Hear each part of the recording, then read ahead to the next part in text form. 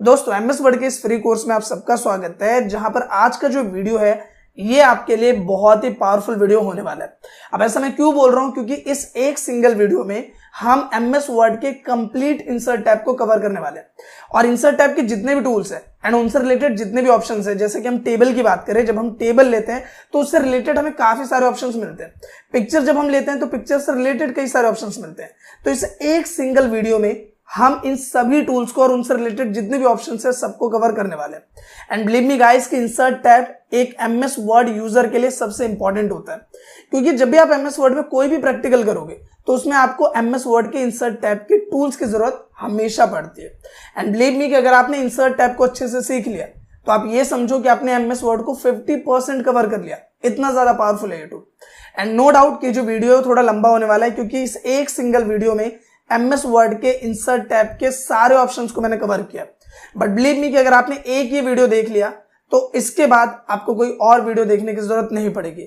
इस वीडियो को देखने के बाद एमएस वर्ड के इंसर्ट टैब के जितने भी टूल्स हैं वो सब आपको पॉइंट टू पॉइंट क्लियर हो जाएंगे। तो एक बात तो क्लियर है कि जो वीडियो है ये आपके लिए फुल ऑफ इन्फॉर्मेशन होने वाला है। आपसे बस इतनी सी रिक्वेस्ट है कि अगर ये वीडियो आपको यूजफुल और इन्फॉर्मेटिव लगे तो प्लीज वीडियो को लाइक और शेयर जरूर करें, क्योंकि आपके एक लाइक से हमें काफी ज्यादा सपोर्ट मिलता है। तो आपको लाइक और शेयर जरूर करना है। तो बिना किसी देर के शुरू करते हैं इस वीडियो को। तो नॉर्मल ध्यान देते हैं कंप्यूटर स्क्रीन पे, जहां पे आप देखोगे कि इंसर्ट टैब में हमारे पास यहाँ कई सारे टूल्स है और यहाँ पे डिफरेंट टूल्स को डिफरेंट कैटेगरी में यहाँ पे सेपरेट किया हुआ है। लाइक आप देखोगे कुछ टूल्स को यहाँ पे पेजेस की कैटेगरी में रखा गया है, कुछ टूल्स को यहाँ पे इलस्ट्रेशन की कैटेगरी में रखा गया है एंड कुछ टूल्स को यहाँ पे लिंक्स की कैटेगरी में रखा गया है। इसी तरीके से डिफरेंट टूल्स को यहाँ पे डिफरेंट कैटेगरी के बिहाफ पे सेपरेट किया हुआ है। अब यहाँ पे अगर हम बात करें सबसे पहली कैटेगरी, जो कि क्या है पेजेस, जिसमें हमें 3 ऑप्शन देखने को मिलते हैं। एक है कवर पेज, एक है ब्लैंक पेज और एक है पेज ब्रेक। तो हम शुरुआत करते हैं सबसे पहले कवर पेज से कि कवर पेज क्या होता है। देखो नॉर्मली अगर मैं बात करूं, जब भी आप कॉलेज का असाइनमेंट क्रिएट करते हैं या फिर मान लो आपने कोई डॉक्यूमेंट क्रिएट किया है या फिर कुछ सेट ऑफ पेजेस का आपने कोई डेटा तैयार किया, तो उसके ऊपर जो सबसे पहला पेज आप लगाते हो वो होता है उसका कवर पेज, जिसमें उस डॉक्यूमेंट एंड आपसे रिलेटेड इंफॉर्मेशन होती है। लाइक ये जो डॉक्यूमेंट है या फिर असाइनमेंट है ये किस चीज के ऊपर है, या फिर इस डॉक्यूमेंट में आपने क्या क्या चीजें डाली हुई है, या फिर इस डॉक्यूमेंट का टाइटल क्या है, सब टाइटल क्या है। तो वो सारी जो इन्फॉर्मेशन है वो हम कहाँ डालते हैं, उस असाइनमेंट के या फिर उस डॉक्यूमेंट के फर्स्ट पेज पे। तो जो फर्स्ट पेज होता है वही क्या होता है, कवर पेज होता है। तो यहाँ पे जब आप कवर पेज पे क्लिक करोगे तो आप देखोगे यहाँ पे आपको मल्टीपल ऑप्शंस मिलते हैं, जो कि बने बनाए डिजाइन है, जो कि ऑन स्क्रीन आप देख पा रहे हो। तो फॉर एग्जाम्पल अगर आपको कोई भी डिजाइन यहाँ पे बेटर लगता है, लाइक मुझे ये डिजाइन सही लग रहा है, तो मैं इस वाले डिजाइन पे क्लिक करता हूँ। अब यहाँ सबसे पहला टर्म है इसका ईयर, तो मैं यहाँ डाल देता हूँ 2024। फिर यहाँ पे सिंपली हम नीचे आते हैं और ये पूछ रहा है डॉक्यूमेंट का टाइटल, कि ये जो डॉक्यूमेंट है वो आपने किस चीज के ऊपर बनाया हुआ। तो मैं यहाँ पे डॉक्यूमेंट का टाइटल डाल देता हूँ, जो कि है माइक्रोसॉफ्ट वर्ड नोट्स। ठीक है, इसके बाद हमें इस डॉक्यूमेंट का सब टाइटल डालना, तो मैं यहाँ पे डाल देता हूँ कि MS Word from beginning to advance. तो मैं यहाँ पे इस तरीके से इसका एक सब टाइटल दे देता हूँ। इसके बाद यहाँ पे आ रहा है ऑथर का नेम, यानी कि मैं अपना नाम यहाँ पे दूंगा कि जो माइक्रोसॉफ्ट वर्ड नोट्स है इसका क्रेडिट मैं किसे दे रहा हूँ। तो मैं यहाँ पे लिख देता हूँ सिंपली राहुल चौधरी। इस तरह से मैंने यहाँ पे एक ऑथर का नेम दे दिया।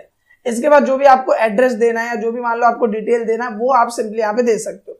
लाइक मैं एड्रेस यहाँ पे दे देता हूँ बरोला सेक्टर 49 नोएडा। अब यहाँ पे देखो एक टर्म और समझो, जरूरी नहीं है कि जो इसने ब्लॉक्स दिए वही आपको लिखने हैं। मान लो आपको अपने हिसाब से चीजें देना है तो आप इसको सेलेक्ट करो एंड यहाँ बैक स्पेस प्रेस कर दो। अब मान लो कि मुझे यहाँ पे और भी चीजें देनी है, फिलहाल मैं इसे उठा के रख लेता हूँ ऊपर एंड इस ब्लॉक को बड़ा कर देता हूँ। मैं यहाँ पे आया एंड मैं यहाँ पे दे देता हूँ रोल नंबर। तो मैं सिंपली लिख देता हूँ रोल नंबर। इसके बाद यहाँ पे हमने डाल दिया रोल नंबर जो भी हमारा है। फिर मान लो कि मुझे यहाँ पे देना है एड्रेस, तो मान लो मैं एड्रेस दे देता हूँ कुछ इस तरीके से। और फिर मान लो मुझे कोई और भी ब्लॉक देना है, लाइक मुझे देना है कॉन्टेक्ट नंबर या फिर मुझे देना है यहाँ पे व्हाट्सएप लिखना है। तो ये चीजें मैंने लिखी। इसके बाद अगर आपको इसको एडिट करना है तो आप सेलेक्ट करो, होम टैब में जाओ एंड यहाँ से आप इसको बड़ा कर सकते हो। अगर आपको कलर चेंज करना है आप कलर चेंज कर सकते हो। अगर मान लो आपको इसे बोल्ड करना है, कोई और फॉर्मेट चूज करना है, तो वो सारी चीजें आप अपने हिसाब से यहाँ पे कर सकते हो। तो मान लो कि अगर आप असाइनमेंट के लिए क्रिएट कर रहे हो, कोई प्रोजेक्ट आपने बनाया कॉलेज का, स्कूल का, तो उसके लिए बना रहे हो, तो अपने अकॉर्डिंग भी आप एडिट कर सकते हो। जरूरी नहीं कि जो उसने ब्लॉक हमें दिए हमें उसी तरह से लिखना है। जैसे कि यही वाला पोर्शन है, मुझे इसको बड़ा करना है तो मैं इसे सिंपली बड़ा कर सकता हूँ, थोड़ा ऊपर करना है तो ऊपर कर सकता हूँ। तो वो चीज जो है वो टोटली मेरे पे डिपेंड करती है कि इस चीज को मैं कैसे यहाँ पे रिट्रांसफॉर्म करना चाहता हूँ। अब यहाँ पे आप नोटिस करोगे कि जब मैं कंट्रोल F2 प्रेस करूंगा तो ये यहाँ पे आ जाएगा बिल्कुल एक कवर पेज की तरह, और इसका प्रिंट आउट निकाल के सिंपली मैं अपने प्रोजेक्ट, असाइनमेंट या जो भी मेरा डॉक्यूमेंट है वहां पे एज अ कवर पेज यानी एज अ फर्स्ट पेज में से वहां पे लगा सकता हूँ। सो सिंपली बहुत ही सिंपल है। यहाँ पे क्या होता है कि सिंपली आपको बने बनाए फॉर्मेट मिल जाते हैं, एंड जो भी फॉर्मेट आपको बेटर लगता है उसके बिहाफ पे आप इसे यूज कर सकते हैं। अगर आपको इसे रिमूव करना है तो आप यहाँ पे रिमूव करेंट कवर पेज पे क्लिक करेंगे एंड ये यहाँ से रिमूव हो जाएगा। अगर आपको ऑनलाइन भी कवर पेजेस चाहिए तो मोर कवर पेजेस फ्रॉम office.com, तो आप यहाँ पे देखोगे कुछ ऑप्शंस आपको यहाँ पे भी शो कर रहा है, तो ऑनलाइन भी आपको ऑप्शंस यहाँ मिल जाते हैं। इसके साथ ही जब आप यहाँ पे क्लिक करते हो तो एक ऑप्शन आपको और यहाँ पे मिलता है जो कि है save selection to cover page gallery. मान लो कि आपको इसमें कोई बना बनाया फॉर्मेट पसंद नहीं आ रहा, आप अपने हिसाब से कोई फॉर्मेट डिजाइन करना चाहते हो और आप चाहते हो कि उसे मैं बार बार यूज भी कर सकूं, तो अगर आप यहाँ पे कोई फॉर्मेट बना लेते हो कवर पेज का तो आप उसे बाद में बार बार यूज भी कर सकते हो, जिसके लिए आप यहाँ पे save selection to cover page gallery पे क्लिक करके इसे यहाँ पे लाइब्रेरी में सेव कर सकते हो। देखो ये हम कैसे करेंगे, जैसे अभी एग्जाम्पल के लिए मैं यहाँ पे गया और मान लो कि मैंने यहाँ पे कोई डिजाइन चूज कर लिया, फॉर एग्जाम्पल ये वाला डिजाइन मैंने यहाँ पे चूज कर लिया जो कि ऑन स्क्रीन आप देख पा रहे हो। तो इस तरीके से मैं एक डिजाइन यहाँ पे चूज कर लेता हूँ एंड जो भी मुझे इसका कलर रखना है वो कलर मैं सिंपली यहाँ पे रख लेता हूँ कुछ इस तरह से। और इसके बाद मान लो कि हम एक और शेप यहाँ पे ले लेते हैं, फॉर एग्जाम्पल हम यहाँ पे ले लेते हैं कुछ इस तरीके का शेप, लाइक हम यहाँ पे गए एंड इस तरीके का मान लो कि मैंने एक कवर पेज बना दिया, तो हम इसका कलर चूज कर लेते हैं एंड इसको नो कर देते हैं फिलहाल के लिए, ठीक है।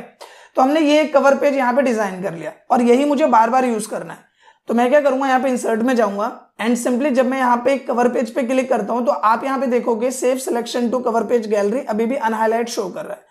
तो हमें क्या करना है, यहाँ पे कंट्रोल A प्रेस करना है पहले, तो हमने कंट्रोल A प्रेस किया, फिर आप कवर पेज में जाओगे एंड यहाँ save selection to cover page gallery पे क्लिक करोगे और इसके बाद जो भी इसका कवर पेज का नाम देना है, जैसे new1 करके मैं इसको सेव कर देता हूँ और मैं कर देता हूँ ओके। अब अगर मैं कोई भी नया पेज ले रहा हूं और मुझे वही वाला कवर पेज यूज करना है तो आप यहाँ देखोगे मैं इंसर्ट में जाऊंगा एंड कवर पेज में जाने के बाद वो जो कवर पेज है वो मुझे यहाँ पे शो कर देगा और मैं उसे एक सिंगल क्लिक करके यहाँ पे अप्लाई कर सकता हूँ। तो अगर मान लो आप अपने हिसाब से भी कोई कवर पेज बनाना चाहते हो तो वो भी आप यहाँ इजीली क्रिएट कर सकते हो। आई होप कि कवर पेज का क्या रोल प्ले है वो आपको क्लियर हो गया होगा। बहुत ही सिंपल टर्म है, अगर आपका कोई भी असाइनमेंट है, कोई भी डॉक्यूमेंट है, कोई भी प्रोजेक्ट है, उसका जो फर्स्ट पेज है वो होता है कवर पेज, और वही कवर पेज बनाने के लिए जो MS वर्ड आपको टूल देता है वो है ये कवर पेज का टूल, जिसमें आपको बने बनाए कई सारे टेम्पलेट्स मिल जाते हैं एंड इसके अलावा भी आपको ऑनलाइन ऑप्शन मिल जाता है और साथ ही आप खुद भी अगर कोई कवर पेज बनाते हो तो उसे भी आप सेव सिलेक्शन में क्लिक करके सेव कर सकते हो। अब यहाँ पे बात करते हैं नेक्स्ट ऑप्शन की जो कि है ब्लैंक पेज। अब इसका क्या रोल प्ले, देखो नॉर्मली ऑन स्क्रीन आपको ध्यान देना है कि ये मेरे पास अभी एक पेज है, ठीक है, आप यहाँ पे देख पा रहे हो एक पेज है। अगर मुझे यहाँ पे एक और नया पेज लेना है तो इसके लिए नॉर्मल हम क्या करते हैं, हम सिंपली यहाँ एंटर प्रेस करते हुए जब तक नीचे आएंगे, यानी जब तक हम पूरा नीचे तक लिख लेंगे और एंटर प्रेस करते हुए नीचे आएंगे उसके बाद हमें एक नया पेज यहाँ पे मिलेगा। अभी ये पेज नीचे की तरफ आ रहा है, मैं इसको साइड में शो कर देता हूँ, आपको देखने में बेटर लगेगा, जिसके लिए मैं व्यू में जाके इसको साइड टू साइड शो कर देता हूँ। अब यहाँ पे आपने एक चीज क्या नोटिस करा कि जब मैं पूरे पेज में यहाँ पे लिख लेता हूँ और उसके बाद जब मैं एंटर प्रेस करता हूँ तब मेरे पास नया पेज आता है। तो मुझे यहाँ पे जो ब्लैंक पेज है वो ऐसे नहीं चाहिए, मैं चाहता हूं भले ही मैंने अभी इसमें कुछ भी नहीं लिखा लेकिन फिर भी मुझे यहाँ पे ब्लैंक पेज चाहिए। तो उसके लिए आप क्या कर सकते हो, आप इंसर्ट में आओगे और यहाँ पे ब्लैंक पेज पे क्लिक करोगे तो आपको एक नया ब्लैंक पेज मिल जाएगा और आपका कर्सर भी उस ब्लैंक पेज के स्टार्टिंग में ही यहाँ पे आ जाएगा। तो इस तरह से आप ब्लैंक पेज ले सकते हैं। साथ ही मान लो कि अगर आपको और भी ब्लैंक पेज चाहिए तो आप सिंपली इस पे क्लिक करोगे और ब्लैंक पेजेस आपके पास यहाँ पे आ जाएंगे, जो कि आप देख पा रहे हो मैंने 3 ब्लैंक पेज यहाँ ले लिया। सेम लाइक हम यहाँ पे अगर क्लिक करें तो हमें और भी ब्लैंक पेजेस मिलते जाएंगे। आप देखोगे रोल करते हुए पीछे जा रहा है और जब मैं इसे छोटा करूंगा तब ये स्क्रीन आपको यहाँ पे शो करेगा। यहाँ पे स्क्रीन को छोटा करने के लिए मैं कंट्रोल की को होल्ड करके माउस को जो व्हील है उसे मैं रोल कर रहा हूँ, यानी एक उंगली से आपको कंट्रोल की को दबाना है और माउस का जो स्क्रॉल है उसको ऊपर नीचे करना है, जिससे आप अपनी स्क्रीन को छोटा बड़ा कर सकते हैं। तो सिंपली हम यहाँ पे पेजेस को यहाँ पे डिलीट कर देते हैं। तो अभी हमारे पास सिंपली एक पेज है और अगर आपको शॉर्टकट में यहाँ पे ब्लैंक पेजेस लेने हैं तो आपको सिंपली कंट्रोल की को होल्ड करके एंटर प्रेस करना है। जैसे आप कंट्रोल एंटर प्रेस करोगे तो यहाँ पे ब्लैंक पेज आपको मिल जाएगा। अब यहाँ पे बात करते हैं नेक्स्ट ऑप्शन की जो कि है पेज ब्रेक।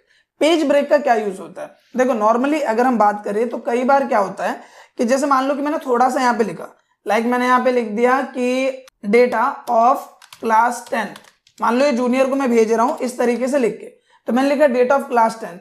अब मुझे यहाँ पे दूसरा पेज लेना है ताकि मैं दूसरे पेज पे लिखूं डेट ऑफ क्लास 11। फिर मुझे तीसरा पेज लेना है डेट ऑफ क्लास 12th। फिर मान लो मुझे एक और पेज लेना है जिसमें मुझे लिखना है डेट ऑफ क्लास 12th। तो यहाँ पे मुझे अगर और पेजेस लेने हैं तो मुझे सिंपली यहाँ एंटर प्रेस करते हुए नीचे आना पड़ेगा, तब जाके ऑटोमेटिकली एक नया पेज यहाँ स्टार्ट होगा। ये ना करते हुए मैं क्या करूंगा कि मैंने इतना लिखा और यहीं से मुझे पेज को ब्रेक करके एक नया पेज लेना है। तो इसके लिए आप जब पेज ब्रेक पे क्लिक करोगे तो आप देखोगे कि यहाँ से पेज ब्रेक हो गया है और यहाँ पे आपका कर्सर आ गया। अब मैं यहाँ पे लिख देता हूँ डेटा ऑफ क्लास 11th। तो ये हमने लिख दिया डेट ऑफ क्लास 11th।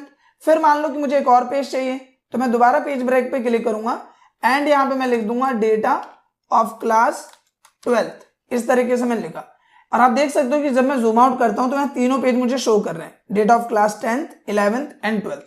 तो इस तरीके से अगर मान लो कि आपने थोड़ा सा ही लिखा एक पेज में और अगर आपको दूसरे पेज में लिखना है तो उस केस में हम पेज ब्रेक का यूज यहाँ पे करते हैं। आई होप कि ये जो पॉइंट है वो आपको यहाँ पे क्लियर हो गया होगा। अब यहाँ पे बात करते हैं next and one of the important tool की, जो कि है टेबल टूल। अगर मैं बात करूं इंसर्ट टैब में, तो इंसर्ट टैब में टेबल टूल, इलस्ट्रेशन के जो ऑप्शंस है, या फिर हम बात करें हेडर फुटर, तो ये one of the important options है इस पूरे इंसर्ट टैब में। और अगर हम बात करें टेबल की, तो इसका यूज जब भी आप कोई डॉक्यूमेंट वगैरह क्रिएट करते हो तो उसमें 90% इसका यूज पड़ता है। और टेबल से रिलेटेड हम सारे टूल्स को कवर अप करने वाले हैं, जो इसका डिजाइन सेक्शन है, जो इसका लेआउट सेक्शन है, वो भी। तो यहाँ पे जब आप टेबल पे सिंपली क्लिक करते हो तो सबसे पहले आपको शॉर्ट तरीका मिलता है जिसके बिहाफ पे आप एक टेबल को इंसर्ट कर सकते हो। देखो ऊपर वाला जो सेक्शन है ये है कॉलम्स। जैसे कि अभी मैं यहाँ पे 5 कॉलम्स को सिलेक्ट कर रहा हूँ, तो यहाँ पे 5 कॉलम है और एक सिंगल रो है। लेकिन अगर मैं यहाँ पे नीचे आऊं तो अब यहाँ पे मेरे पास कितने कॉलम और कितने रो हैं? यहाँ पे मेरे पास 5 कॉलम और 3 रोज है। तो मैं यहाँ पे अगर इसे क्लिक करूं तो यहाँ पे 5x3 का एक टेबल मेरे सामने आ जाएगा। देखो ये होता है कॉलम। जैसे अगर हम वर्टिकली बात करें तो ये सब क्या है? कॉलम्स है। और अगर हम हॉरिजॉन्टल बात करें तो ये क्या है? रो। जैसे कि ये हमारा रो हो गया, ये हमारा रो हो गया, और इस तरीके से क्या हो गया? कॉलम हो गया। तो बेसिकली यहाँ पे 5x3 पे क्लिक किया तो 5x3 का एक यहाँ पे टेबल आ गया। और जब आप टेबल लोगे तो आपको टेबल डिजाइन करने से रिलेटेड एंड टेबल के लेआउट को मैनेज करने से रिलेटेड काफी सारे ऑप्शंस मिल जाएंगे, जो कि हम स्टेप बाय स्टेप अभी सारे सीखने वाले हैं। तो फिलहाल तो हमने एक ऑप्शन ये समझा कि टेबल आप कैसे इंसर्ट करोगे। इसके साथ ही अगर हमें मैनुअल टेबल इंसर्ट करना है, जैसे मान लो कि अगर मुझे टेबल इंसर्ट करना है 20 रोज का, मतलब कि 20x5 का मुझे एक कॉलम इंसर्ट करना है, जबकि आप यहाँ पे देखोगे तो आपको मैक्सिमम ऑप्शन कितना मिलेगा? 10 का, कि 10x8 का ऑप्शन आपको मिल जाता है। फिलहाल मैं इसको पहले डिलीट कर देता हूँ, तो हम इसको डिलीट करते हैं। यहाँ पे आए तो अगर मैं यहाँ पे क्लिक करता हूँ तो मुझे 10x8 का मल्टीपल रेंज जो मिल रही है वो है 10x8 का एक टेबल। लेकिन मुझे क्या है? मुझे 20 रोज चाहिए। मान लो मुझे स्टेट एंड कैपिटल से लिखना है, तो जिसके लिए मुझे 30-35 रोज चाहिए और मुझे यहाँ पे 3 कॉलम्स चाहिए, यानी कि ये चाहिए सिर्फ 3, लेकिन ये जो है वो चाहिए मुझे 20 या 30। तो वो कैसे आएगा? तो इसके लिए हम जाएंगे इंसर्ट टेबल में। जब आप इंसर्ट टेबल में जाओगे तो पूछेगा आपको नंबर ऑफ कॉलम कितने चाहिए, तो मैं बोलूंगा मुझे चाहिए नंबर ऑफ कॉलम 3। मुझे सिर्फ और सिर्फ कितने कॉलम चाहिए? 3 कॉलम चाहिए। लेकिन अगर मैं रोज की बात करूं तो वो मुझे चाहिए 30। और जैसे मैं यहाँ पे ओके पे प्रेस करूंगा तो आप यहाँ पे देखोगे कि मेरे पास 1 2 3 कॉलम आए। और अगर मैं रोज की बात करूं तो यहाँ पे टोटल मेरे पास कितने रोज आ गए? 30 रोज आ गए। तो इस तरीके से अगर आपको ज्यादा रो एंड कॉलम की टेबल चाहिए तो उसके लिए आप इस तरह से मैनुअली यूज कर सकते हैं। आई होप कि ये भी जो टर्म है वो आपको क्लियर हो गया होगा। अब यहाँ पे आते हैं और एक छोटा सा टेबल ले लेते हैं जिसके बिहाफ पे हम नॉर्मल ऑप्शंस को करके देख सके। तो अभी मैं यहाँ पे एक छोटा सा टेबल ले लेता हूँ जो कि ऑन स्क्रीन आप देख पा रहे हो। अब अगर मैं इसमें डेटा फीड करने की बात करूं तो जैसे मान लो कि मैं यहाँ पे लिखता हूँ नेम, और जब आप टैब की प्रेस करोगे, कीबोर्ड में आपका टैब की है, जब आप टैब की प्रेस करोगे तो ऑटोमेटिकली जो आपका ये कर्सर है वो चला जाएगा नेक्स्ट वाले सेल में। तो यहाँ पे मैं लिख देता हूँ इंग्लिश, यहाँ पे मैंने लिखा हिंदी एंड यहाँ पे मैंने लिखा मैथ। फिर टैब प्रेस करेंगे तो यहाँ पे हमारा जो नेक्स्ट वाला सेल है उसमें एक्सेस हो जाएगा। तो मैं यहाँ पे लिख देता हूँ राहुल, फिर मैं इसके मार्क्स लिख देता हूँ 45, 65 एंड 85। इसके बाद टैब प्रेस करेंगे, हमने लिख दिया मोहित, हमने इसके मार्क्स लिख दिए 47, 55, 44। फिर हमने यहाँ लिख दिया सुरेश और हमने लिखा 15, 45 एंड यहाँ पे हमने लिखा 65। अब यहाँ पे जब आप इतना एरिया कवर करते हो तो माइंड में एक डाउट आता है कि अब यहाँ पे तो मैंने सिर्फ 3 ही रोज लिए, मान लो किसी और भी बच्चे का डेटा ऐड करना है तो अगला वाला यहाँ पे रो कैसे आएगा? तो इसके लिए आपको कुछ नहीं करना, आपको यहीं पर आके सिंगल एक टैब की प्रेस करना है। ऑटोमेटिकली यहाँ पे जो अगली रेंज है वो अपने आप आ जाएगी। देखो इसके आगे भी अगर मैं टैब प्रेस करता जाऊं तो अपने आप ऑटोमेटिकली आता जाएगा। तो टैब एक बहुत ही अच्छा ऑप्शन है जिसके बिहाफ पे आप यहाँ पे रेंज को एक्सटेंड कर सकते हैं। इसके साथ ही अगर मान लो कि हमें इसके अंदर लिखे हुए डेटा को डिलीट करना है तो हम यहाँ पे डिलीट की को प्रेस करते हैं। जैसे यहाँ पे आप देखोगे दो चीजें, एक तो है ये टेबल वाला पार्ट और एक है ये डेटा वाला पार्ट। तो अगर आपको टेबल में डेटा को डिलीट करना है तो आप इसको सेलेक्ट करो एंड डिलीट की को प्रेस करो। तो जब आप डिलीट प्रेस करोगे तो टेबल के अंदर लिखा हुआ डेटा डिलीट होगा। और जब आप टेबल को सेलेक्ट करके बैक स्पेस की को प्रेस करोगे और ओके करोगे तो जो आपने टेबल सेलेक्ट करी है वो डिलीट होगा। आई होप ये पॉइंट आपको क्लियर हो पा रहा होगा। तो अगर हमें डेटा को डिलीट करना है तो डिलीट की, और अगर हमें टेबल के पार्ट को डिलीट करना है तो यहाँ पे क्या यूज करेंगे हम, बैक स्पेस की। अब इसके बाद यहाँ पे क्लिक करते हैं एंड जब आप टेबल के अंदर क्लिक करोगे तो आपको दो टैब्स मिलेंगे, एक मिलेगा टेबल डिजाइन वाला टैब और एक मिलेगा टेबल लेआउट का टैब। टेबल डिजाइन क्या है, टेबल लेआउट क्या है, इस दोनों पॉइंट को समझते हैं। देखो अगर हम इस टेबल की बात करें तो ये बहुत ही ज्यादा सिंपल लग रहा है। तो यहाँ पे जो टेबल डिजाइन टैब है वो आपको वो टूल्स देता है जिसके बिहाफ पे आप अपने टेबल को डेकोरेटिव बना सकते हो।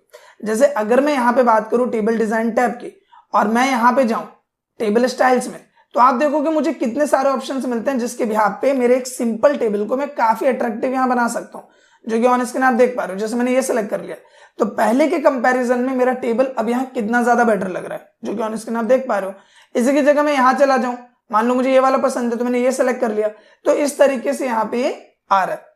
अब यहाँ पे टेबल स्टाइल्स में आपको बने बनाए स्टाइल मिलते हैं जिसके बिहाफ पे आप यहाँ पे स्टाइलिंग अप्लाई कर सकते हो, जो कि ऑन स्क्रीन आप देख पा रहे हो। लेकिन अगर आप इस स्टाइल को अपने हिसाब से और मैनेज करना चाहते हो तो उसके लिए आपको टेबल स्टाइल ऑप्शंस यहाँ पे मिलते हैं। जैसे एग्जाम्पल के लिए आप देखोगे कि यहाँ पे इस वाले पोर्शन को बोलते हैं हेडर रो, इस वाले पोर्शन को क्या बोलते हैं, हेडर रो, और ये आ रहा है हाईलाइट। अगर मैं यहाँ पे अनचेक कर दूं तो आप देखोगे इसकी हाईलाइटिंग यहाँ पे हट जाएगी, हेडर रो की हाईलाइटिंग क्या हुई, हट गई। इसके अलावा आप यहाँ पे देखोगे कि जो फर्स्ट कॉलम है यहाँ पे चेक है, यानी फर्स्ट कॉलम यहाँ पे अलग स्टाइल हो रखा है। तो अगर मैं यहाँ पे क्लिक कर दूं तो फर्स्ट कॉलम यहाँ से हट जाएगा। इसके साथ जो नीचे वाला कॉलम होता है इसको यहाँ पे बोलते हैं टोटल रो, इसको क्या बोलते हैं, टोटल रो। तो अगर मैं यहाँ पे सेलेक्ट करूं तो आप देखोगे इसमें अलग तरीके की स्टाइलिंग आ जाएगी। मैं कोई दूसरा कलर ले लेता हूँ, ये उतना बेटर नहीं लग रहा, ठीक है। इसके साथ ही यहाँ पे अगर हम इस पे आए और हेडर रो पे क्लिक कर दें तो टॉप वाली रो हाईलाइट हो जाएगी। साथ ही यहाँ पे हम इस एरिया को थोड़ा और बड़ा कर देते हैं, तो हम थोड़ा सा यहाँ पे टेबल को बड़ा कर लेते हैं। इसके साथ ही आप यहाँ पे देखोगे और भी ऑप्शन है, लाइक ऑप्शन है फर्स्ट कॉलम का, तो फिलहाल मैं इसे अनचेक कर देता हूँ ताकि हमारा टेबल बिल्कुल नॉर्मल हो जाए।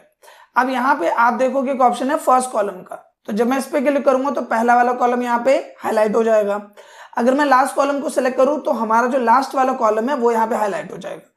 इसके साथ ही आप देखोगे कि एक रो जो है वहां पे ये डार्क आ रही है और एक रो यहाँ पे लाइट आ रही है। ये क्यों हो रहा है, ये हो रहा है बैंडेड रोज की वजह से। अगर मैं इसको अनचेक कर दूं तो ये सबके सब एक ही तरीके से आएंगे, और बैंडेड रो पे क्लिक करेंगे तो एक रो डार्क एक रो लाइट। इसी तरीके से अगर मैं बैंडेड कॉलम्स पे क्लिक कर दूं तो आप देखोगे एक कॉलम यहाँ पे डार्क और एक कॉलम यहाँ पे लाइट आ रहा है, फिर डार्क फिर लाइट। तो बैंडेड का मतलब क्या हुआ, एक छोड़ के एक। तो यहाँ पे नॉर्मली एक को डार्क किया, फिर एक छोड़ के दूसरे को डार्क किया।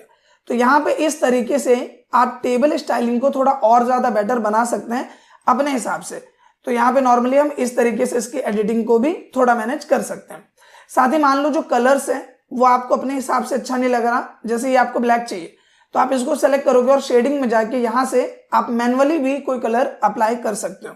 अब यहाँ पे बात करते हैं नेक्स्ट सेक्शन की, जो कि है बॉर्डर से रिलेटेड। बॉर्डर्स क्या है, यहाँ पे जो आपको व्हाइट व्हाइट पोर्शन नजर आ रहा है ये सब क्या है, आपके बॉर्डर्स है। तो अगर मैं यहाँ बॉर्डर स्टाइल की बात करूँ तो मैं यहाँ पे चूज कर लेता हूँ डबल वाला बॉर्डर, ये मैंने चूज किया। एंड अब मैं जिस पे भी क्लिक करूंगा उस पे देखो डबल बॉर्डरिंग अप्लाई हो गई। अभी देखने में बहुत छोटा लग रहा है तो मैं इसका साइज यहाँ से बड़ा कर देता हूँ। जैसे मैंने ये वाला ले लिया बॉर्डर स्टाइल, इसका मैं साइज ले लेता हूँ 6 pt। तो अब मैं जिस पे भी क्लिक करूंगा तो वो इस तरीके से यहाँ पे बॉर्डरिंग का पार्ट अप्लाई हो जाएगा।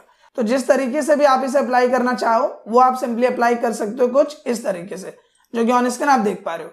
तो इस तरीके से हमने यहाँ पे इसके लिए एक डिजाइन यहाँ पे बना दिया, जो कि ऑन स्क्रीन आप देख पा रहे हो। इसके साथ ही मान लो इसका कलर आपको बेटर नहीं लग रहा तो कलर भी आप चेंज कर सकते हो। फॉर एग्जाम्पल आपको रेड कलर चाहिए तो आप ये सेलेक्ट कर लो एंड इस तरीके से आप रेड कलर यहाँ पे अप्लाई कर सकते हो। इसके साथ ही बॉर्डर वाला पार्ट है, तो अगर मान लो आपको नो बॉर्डर करना है तो नो हो जाएगा, ऑल बॉर्डर करना है तो ऑल हो जाएगा। तो इस तरीके से आप यहाँ पे अलग अलग बॉर्डरिंग भी अप्लाई कर सकते हो बेस्ड ऑन जो भी आपको बेटर लगता है। एंड सिंपली ये ऑप्शन तो आपने देखा जिसके यहाँ पे हम मैनुअली यहाँ पे सेलेक्ट करके यहाँ पे बॉर्डरिंग को अप्लाई कर पा रहे थे। तो इस तरह से जो भी आपको बेटर लगता है वो स्टाइलिंग आप यहाँ पे अप्लाई कर सकते हो।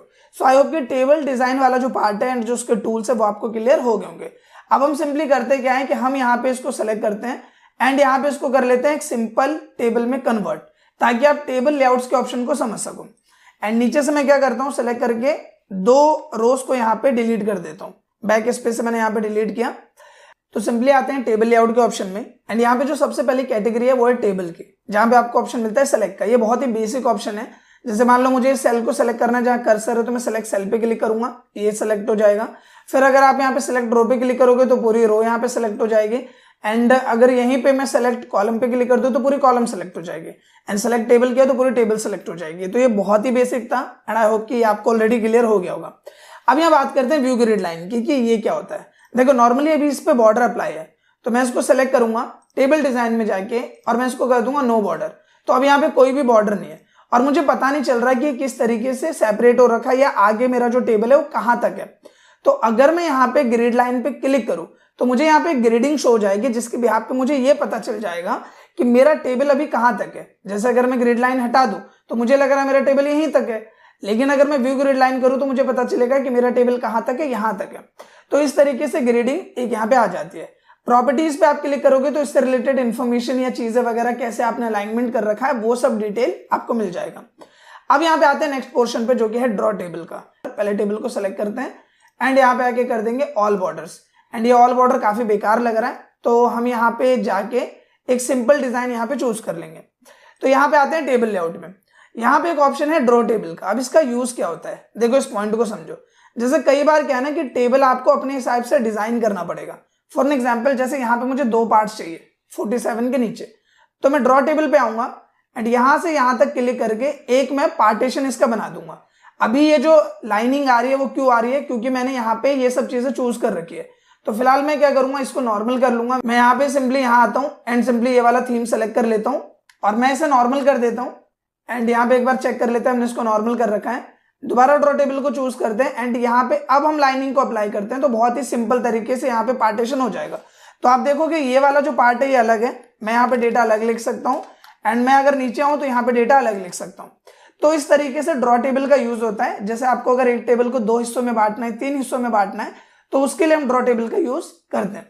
जैसे यहां से सिंपली मैंने यहां तक इसको सेलेक्ट किया तो एक लाइन ये बनाई, फिर मान लो कि मैंने यहाँ पे एक और बना दिया, फिर मान लो कि यहाँ पे ये बना दिया। तो अब आप नोटिस करोगे कि इसके 4 सेक्शन बन गए। एक बन गया ये, एक सेक्शन बन गया ये और एक सेक्शन यहाँ पे बन गया ये वाला। तो आपने देखा कि एक ही सेल के मैंने यहाँ पे 4 सेक्शन बना दिए। और ये कैसे बनाया, ड्रॉ टेबल की मदद से। अब अगर आपको इसे नॉर्मल करना है, जैसे मैं फिलहाल तो इसको डिलीट करता हूं और पहले की तरह आपको नॉर्मल करना है, तो आप इरेजर टूल लोगे और इस वाले पोर्शन को हटा दोगे, इस वाले पोर्शन को हटा दिया। तो इस तरीके से आप इरेज कर सकते हो। दूसरा इसका एक और यूज मैं समझाता हूं। जैसे मान लो कि यहाँ पे इंग्लिश हिंदी है, ठीक है, और ये दोनों मार्क्स इंग्लिश के ही हैं। ये दोनों जो मार्क्स हैं वो किसके, इंग्लिश के ही हैं। तो मुझे ये यहाँ पे जो सेपरेशन है वो नहीं चाहिए। मैं इरेजर पे आऊंगा और इसको हटा दूंगा। तो अब यहाँ पे ये बन गया एक कॉलम और मैं यहाँ पे लिख दूं इंग्लिश UT1 एंड UT2। इस तरीके से मैंने यहाँ पे लिख दिया। तो अब ये UT1 के मार्क्स हो गए, UT2 के मार्क्स हो गए। तो इस तरीके से भी आप ड्रॉ एंड इरेजर टूल का यूज कर सकते हैं। तो फिलहाल हम इसे नॉर्मल कर देते हैं पहले के जैसा। अब यहाँ पे बात करते हैं डिलीट की। तो अगर मान लो कि मुझे पूरी की पूरी रो डिलीट करनी है, तो मैं डिलीट में जाऊंगा एंड डिलीट रो पे क्लिक करूंगा, पूरी की पूरी रो यहाँ पे डिलीट। अगर मुझे मान लो इंग्लिश का कॉलम यहाँ डिलीट करना है, मैं यहाँ पे जाऊंगा एंड डिलीट कॉलम पे क्लिक करूंगा, इंग्लिश का कॉलम डिलीट। अगर मान लो कि मुझे पूरी की पूरी टेबल डिलीट करनी है, मैं डिलीट टेबल करूंगा, पूरी की पूरी टेबल यहाँ पे डिलीट हो जाएगी। Ctrl+Z करके अभी हम इसे वापस ले आते हैं। इसके साथ ही मान लो मुझे सिर्फ नीचे वाला जो सेल है वो डिलीट करना है, तो हम टेबल लेआउट में जाएंगे, डिलीट में जाएंगे एंड डिलीट सेल पे क्लिक करके इसे ओके करेंगे। तो सिर्फ और सिर्फ ये सेल डिलीट हो रहा है। तो इस तरीके से आप डिलीट टूल का यूज कर सकते हैं। फिलहाल इसे हम Ctrl+Z करके नॉर्मल कर देते हैं और यहाँ पे बात करते हैं नेक्स्ट ऑप्शंस की, जो कि है insert above, insert below, insert left and insert right. Normally अगर हम यहाँ पे ध्यान दें तो मैं यहाँ पे कर्सर रखता हूँ और मान लो कि मुझे एक और कॉलम चाहिए। मैथ के बाद मुझे यहाँ पे संस्कृत के भी मार्क्स लिखने हैं या साइंस के मार्क्स लिखने हैं, तो मैं इंसर्ट राइट पे क्लिक करूंगा तो राइट में मेरे पास यहाँ पे ब्लैंक एक कॉलम आ जाएगा। इसकी जगह मैं मैथ पे क्लिक करूं एंड यहाँ पे मुझे लेफ्ट में एक कॉलम चाहिए, तो मैं इंसर्ट लेफ्ट करूंगा तो लेफ्ट में मेरे पास एक कॉलम आ जाएगा। इसी की जगह मान लो कि मुझे राहुल के नीचे एक खाली रो चाहिए, तो मैं यहाँ पे इंसर्ट बिलो पे क्लिक करूंगा तो राहुल के नीचे एक खाली रो मिल जाएगी। अगर मान लो कि राहुल के ऊपर एक चाहिए खाली, तो इंसर्ट अबव करूंगा तो इसके ऊपर एक खाली मिल जाएगा। तो इस तरीके से आप यहाँ पे कॉलम्स रोज को इंसर्ट कर सकते हैं। आई होप कि ये पॉइंट आपको क्लियर हो गया होगा। इसके साथ ही मान लो नेम के ऊपर मैं एक और रो इंसर्ट कर लेता हूँ, जिसके बिहाफ पे मैं आपको एक और नेक्स्ट टर्म समझा सकूं। अब जैसे मान लो ये पूरा जो डेटा है वो है किस चीज का, वो डेटा है मान लो JR पब्लिक स्कूल का, तो मुझे ऊपर में यहाँ पे JR पब्लिक स्कूल लिखना पड़ेगा, लेकिन ये सब अलग अलग कॉलम्स है, मुझे चाहिए पूरा एक। तो इसके लिए आप इस पूरे को सेलेक्ट करो एंड यहाँ पे एक ऑप्शन होता है मर्ज सेल का। जब हम इसे मर्ज करेंगे तो ये पूरे के पूरे जो कॉलम्स थे वो एक में कन्वर्ट हो जाएंगे। और यहाँ पे आपको कोई भी हेडिंग लिखनी है, लाइक मुझे लिखना है JR पब्लिक स्कूल, तो वो सब एक में काउंट होगा, अलग अलग सेपरेट नहीं होगा। तो इस तरीके से कई बार हमें हेडिंग देना होता है, तो उसके लिए हम यहाँ पे इसका यूज कर सकते हैं, जो कि ऑन स्क्रीन आप देख पा रहे हो। सो आई होप कि ये पॉइंट आपको क्लियर हो पा रहा होगा। इसके साथ ही अगर हम यहाँ पे बात करें स्प्लिट सेल की, तो अगर मैं यहाँ पे आऊं एंड स्प्लिट सेल पे क्लिक करूं और मैं यहाँ पे बोलूं कि मुझे 2 कॉलम चाहिए और एक रो चाहिए और मैं ओके करूं, तो आप यहाँ पे देखोगे कि ये जो हमारा एक सिंगल सेल था ये 2 सेल में यहाँ पे स्प्लिट हो गया। 2 में क्या हो गया, ये बट गया। इसी तरीके से मान लो मुझे टेबल को स्प्लिट करना है, मैं चाहता हूं कि इतना जो टेबल है वो एक हो गया और ये वाला जो डेटा है वो मुझे चाहिए दूसरे टेबल में। तो मैं यहाँ पे आऊंगा एंड यहाँ पे स्प्लिट टेबल पे क्लिक करूंगा, तो ये अलग टेबल बन गई और ये अलग टेबल बन गई। इसे भी मर्ज कर देते हैं, तो ये हमारी बन गई अलग टेबल, ये हमारी बन गई अलग टेबल। तो 2 बिहाफ पे आप स्प्लिट कर सकते हो। एक आप स्प्लिट कर सकते हो सेल के बिहाफ पे, जैसे मान लो कि ये वाला मेरा सेल है और इसको मुझे 4 हिस्से बनाने हैं इसके, तो स्प्लिट सेल में गए और मैंने बोला कि यहाँ पे 4 कॉलम्स होना चाहिए और एक रो होना चाहिए। मैंने किया ओके, तो आप देखोगे यहाँ पे 4 हिस्सों में बट गया है इस तरह से, जहां पे मान लो मैंने एक में लिख दिया 4, एक में लिख दिया 5, एक में 6, एक में 7। तो इस तरीके से आप डिवाइड कर सकते हो और इसको हम नॉर्मल करते हैं फिलहाल। और मान लो कि आपको करना है कि इसके 2 हिस्से बनाने, स्प्लिट सेल में गए और यहाँ पे मैंने बोला कि ये तो 4 करो ही, लेकिन इसको भी आप 2 कर दो, आप करो ओके, तो आप देखो ये इस तरीके से डिवाइड हो गया। तो इस तरीके से आप सेल को स्प्लिट कर सकते हो। और दूसरा तरीका मैंने बताया टेबल का, जिसके बिहाफ पे आप टेबल को स्प्लिट कर सकते हो। आई होप कि ये सब जो पॉइंट्स है वो आपको क्लियर हो गए होंगे। अब यहाँ पे बात करते हैं नेक्स्ट ऑप्शन की, जो कि है साइज से रिलेटेड। अगर हम बात करें यहाँ पे रोज, कॉलम एंड टेबल की, तो यहाँ पे डिफरेंट साइजेस हैं। जैसे आप देखोगे कि जो इंग्लिश वाला कॉलम है इसके लिए इतना साइज काफी है, इसके लिए अगर हम बात करें तो इतना साइज काफी है, और इसके लिए हम बात करें तो इतना साइज काफी है, राइट। और जब हम इस पे क्लिक करते हैं तो इसका साइज है यहाँ पे 2.75 सेंटीमीटर, इसका साइज है 2.5 सेंटीमीटर, इसका साइज है 3.02 सेंटीमीटर और इसका साइज है 3.98 सेंटीमीटर। तो सबके यहाँ पे क्या है, अलग अलग साइज है। तो अगर मान लो मैं यहाँ पे जाता हूँ, इस पूरे टेबल को सेलेक्ट करूँ और मैं बोलूँ कि जो सबका साइज है वो होना चाहिए 3, मैं यहाँ पे एंटर करूँ तो सब बराबर साइज में यहाँ पे डिवाइड हो जाएंगे। रो की साइज की बात करें तो मैंने बोला सबका जो रो साइज है वो होना चाहिए 2, मैं यहाँ पे एंटर प्रेस करूंगा तो सबका यहाँ पे रो साइज क्या हो गया, 2 हो गया, जो कि ऑन स्क्रीन आप देख पा रहे हो। अब यहाँ पे आपको एक ऑप्शन मिलता है ऑटो फिट का। अब ये ऑटो फिट क्या है, देखो इस पॉइंट को समझो। एक ऑप्शन मिलता है ऑटो फिट कंटेंट, जैसे आप देखोगे नेम लिखा है तो नेम के बाद इतना स्पेस बचा हुआ है, इंग्लिश के बाद इतना स्पेस बचा है, हिंदी के बाद इतना बचा है। तो अगर मैं एक एक करके इसको धीरे धीरे कम करूं तो मेरा काफी टाइम जाएगा। मैं टेबल को सेलेक्ट करूंगा और यहाँ पे करूंगा ऑटो फिट कंटेंट पे क्लिक, जिसमें जिसको जितने स्पेस की जरूरत है उतने स्पेस के बिहाफ पे ये एडजस्ट हो जाएगा। जितने स्पेस की जरूरत है ये उतना स्पेस देगा। जैसे देखो सुरेश के बाद बस थोड़ा सा स्पेस बचा है तो उसके बिहाफ पे इसने एडजस्ट कर दिया। फिर हमने क्लिक किया और यहाँ पे मैं सेलेक्ट करता हूँ ऑटो फिट विंडो। विंडो मतलब क्या हुआ कि यहाँ से लेके जो हमारा स्क्रीन का साइज है, तो अगर मैं यहाँ पे क्लिक करूंगा तो ये विंडो के हिसाब से यहाँ पे एडजस्ट हो जाएगा। इसके साथ ही अगर मान लो कि यहाँ पे हम दोबारा से सेलेक्ट कर लें ऑटो फिट कंटेंट और यहाँ पे एक ऑप्शन है, मान लो मैं इसको थोड़ा ऊपर नीचे कर देता हूँ आपको समझाने के लिए। जैसे आप यहाँ पे नोटिस करोगे कि किसी का कॉलम यहाँ पे ज्यादा बड़ा है और किसी का यहाँ पे रो ज्यादा बड़ा है और किसी का छोटा है, लाइक इसको भी हम छोटा कर देते हैं, ठीक है। तो जब आप इस टेबल को सेलेक्ट करते हो और आप बोलते हो डिस्ट्रीब्यूट रोज, तो हर एक रो को ये बराबर साइज में डिस्ट्रीब्यूट करेगा। जैसे मैंने क्लिक किया तो देखो सबको बराबर साइज मिल गया। और अगर मैं कॉलम्स की बात करूं, डिस्ट्रीब्यूट कॉलम पे क्लिक किया तो सबको यहाँ पे बराबर कॉलम साइज मिल जाएगा, जो कि ऑन स्क्रीन आप देख पा रहे हो। हर एक को इसने यहाँ पे बराबर कॉलम्स में डिस्ट्रीब्यूट कर दिया।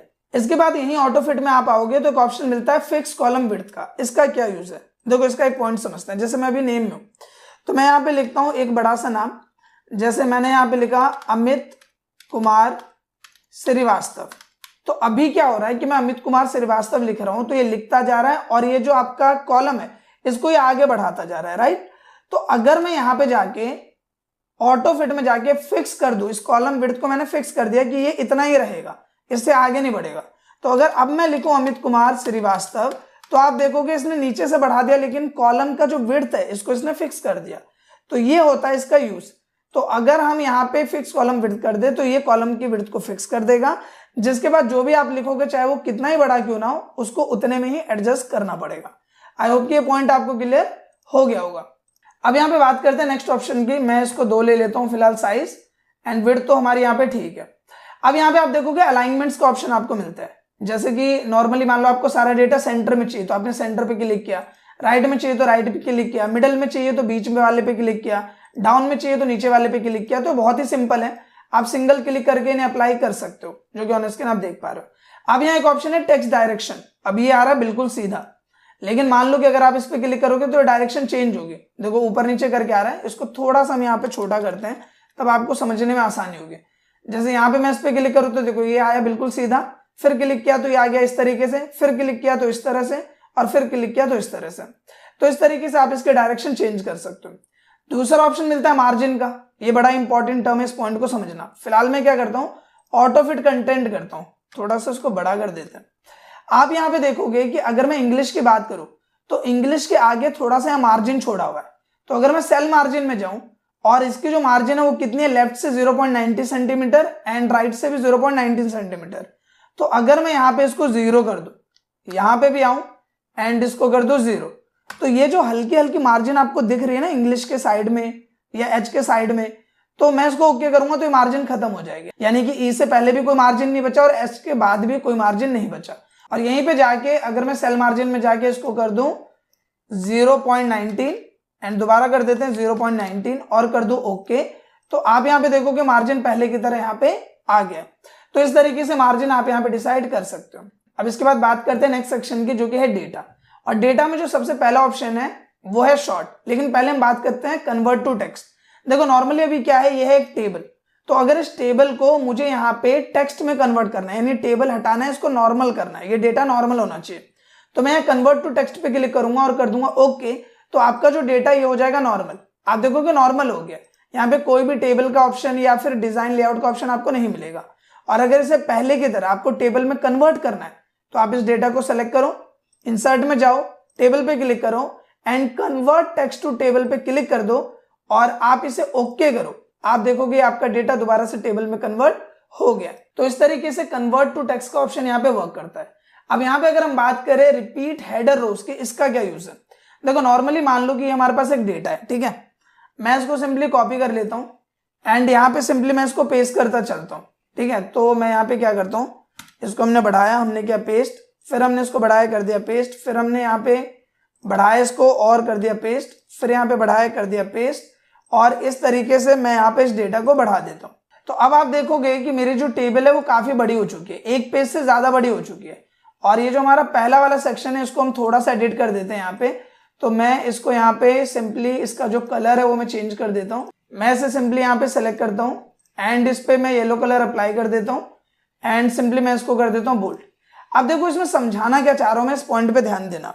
जब आप इस डेटा को प्रिंट करोगे तो पहले वाले पेज में जितना डेटा आ रहा है उसमें तो हमें name, English, Hindi, math show कर रहा है, लेकिन जो दूसरे पेज का डेटा है उसमें हमें ऊपर वाला जो रो है वो यहाँ पे शो नहीं कर रहा।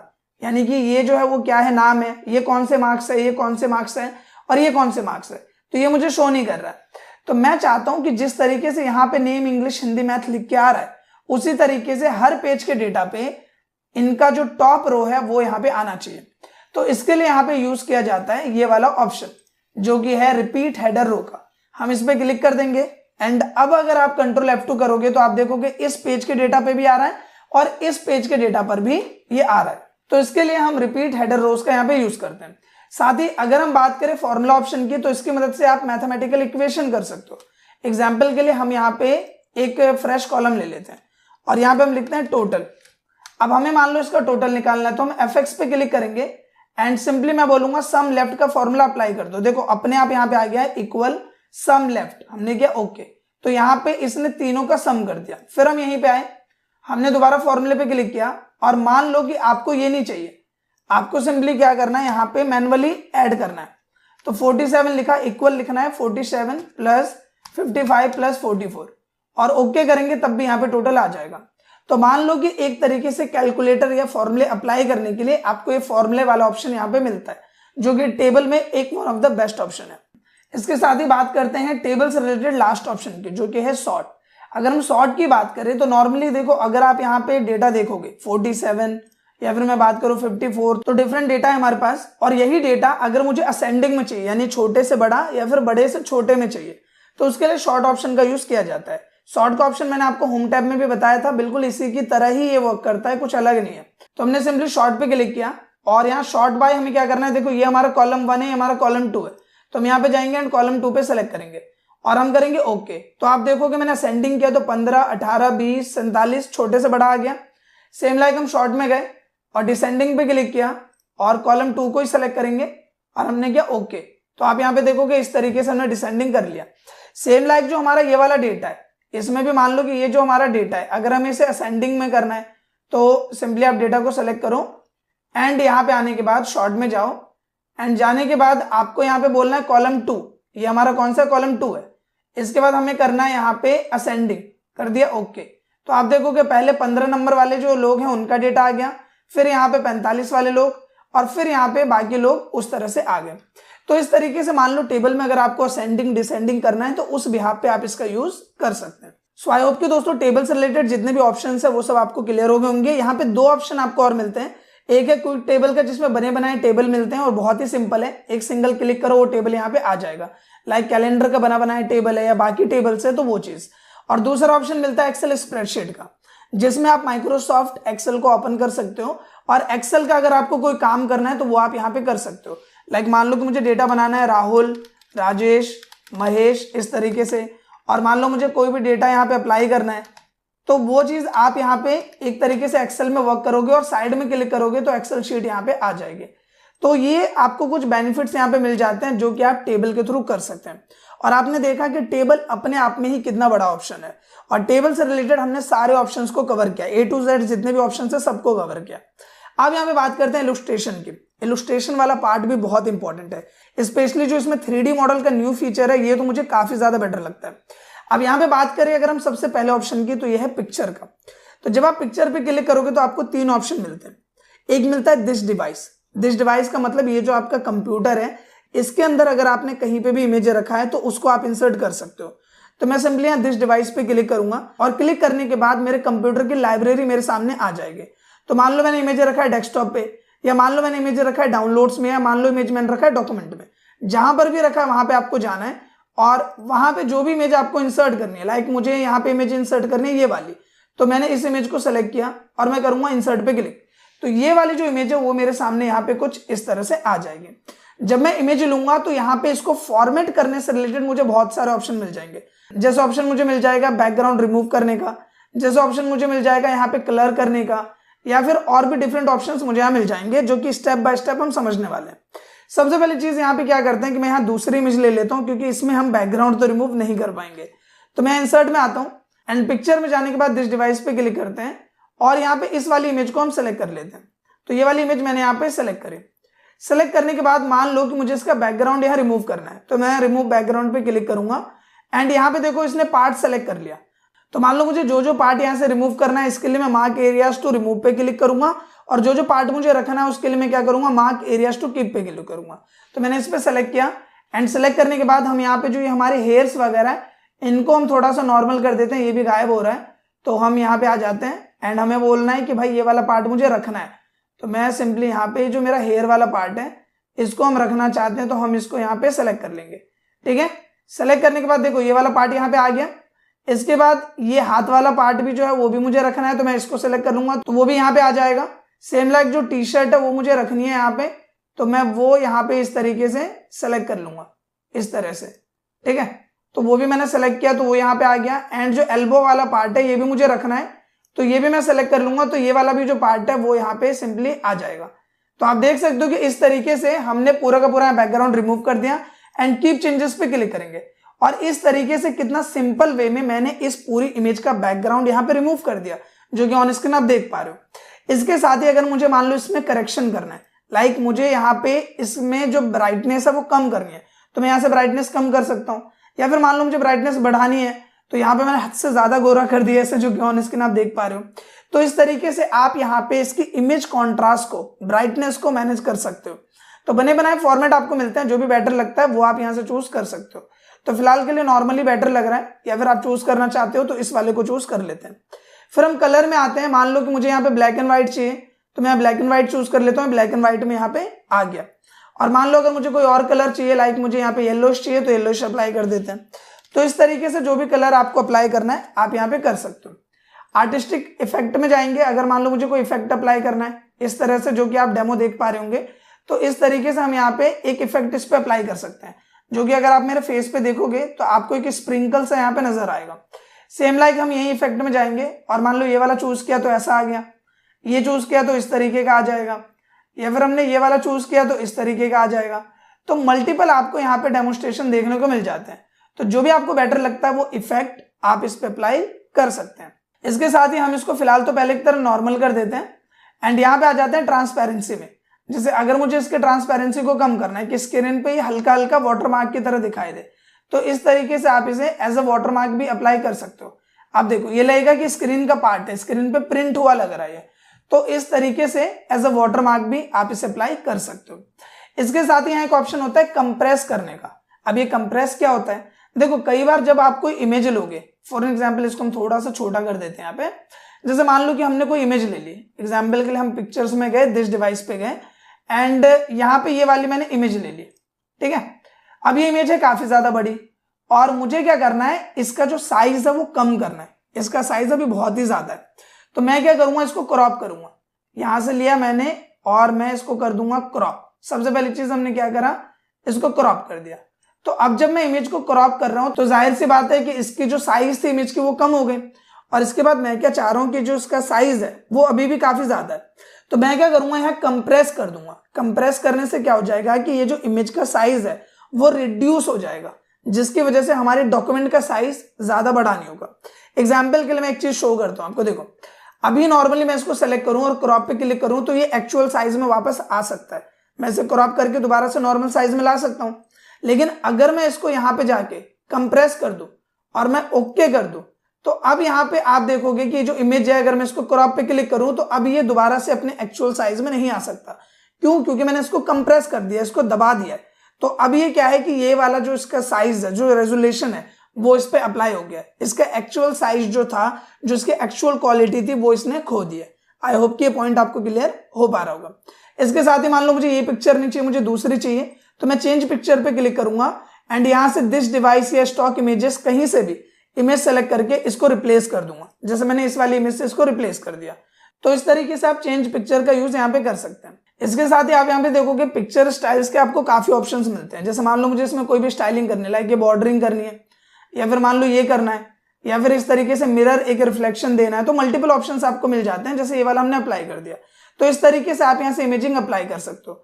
मान लो आपको कोई बॉर्डर देना है तो आप इस तरीके से बॉर्डर दे सकते हो। मान लो आपको इसमें कोई इफेक्ट देना है, लाइक हमें इस तरीके का इफेक्ट देना है या इस तरह का देना है, तो ये बहुत ही सिंपल है। आप इन पे एक सिंगल क्लिक में इन चीजों को अप्लाई कर सकते हो। जैसे ये वाला जो ऑप्शन है वो मैंने अप्लाई कर दिया इस तरह से। और अगर मान लो आपको एक ही बार में से नॉर्मल करना है तो आप रीसेट पे क्लिक कर दो, पहले की तरह नॉर्मल हो जाएगा। सेम लाइक आप पिक्चर लेआउट में जाओगे तो डिफरेंट लेआउट्स का भी ऑप्शन आपको मिलता है। जैसे इसी पिक्चर को आपको इस तरीके से अप्लाई करना है तो आप इस तरह से भी अप्लाई कर सकते हो। तो ये जो ऑप्शन है बहुत ही सिंपल है, इनमें कोई भी रॉकेट साइंस नहीं है, बहुत ही सिंपल है। आप एक सिंगल क्लिक करके इसको अप्लाई कर सकते हो।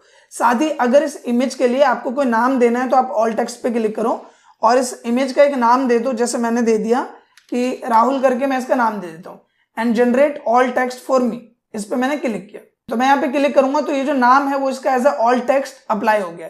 यानी हर एक इमेज की एक प्रॉपर्टी होती है, जब भी कोई इमेज आप स्टॉक मीडिया से उठाओगे तो उसका एक नाम होता है। उसी तरीके से हमने भी इसको क्या किया है, एक नाम दे दिया।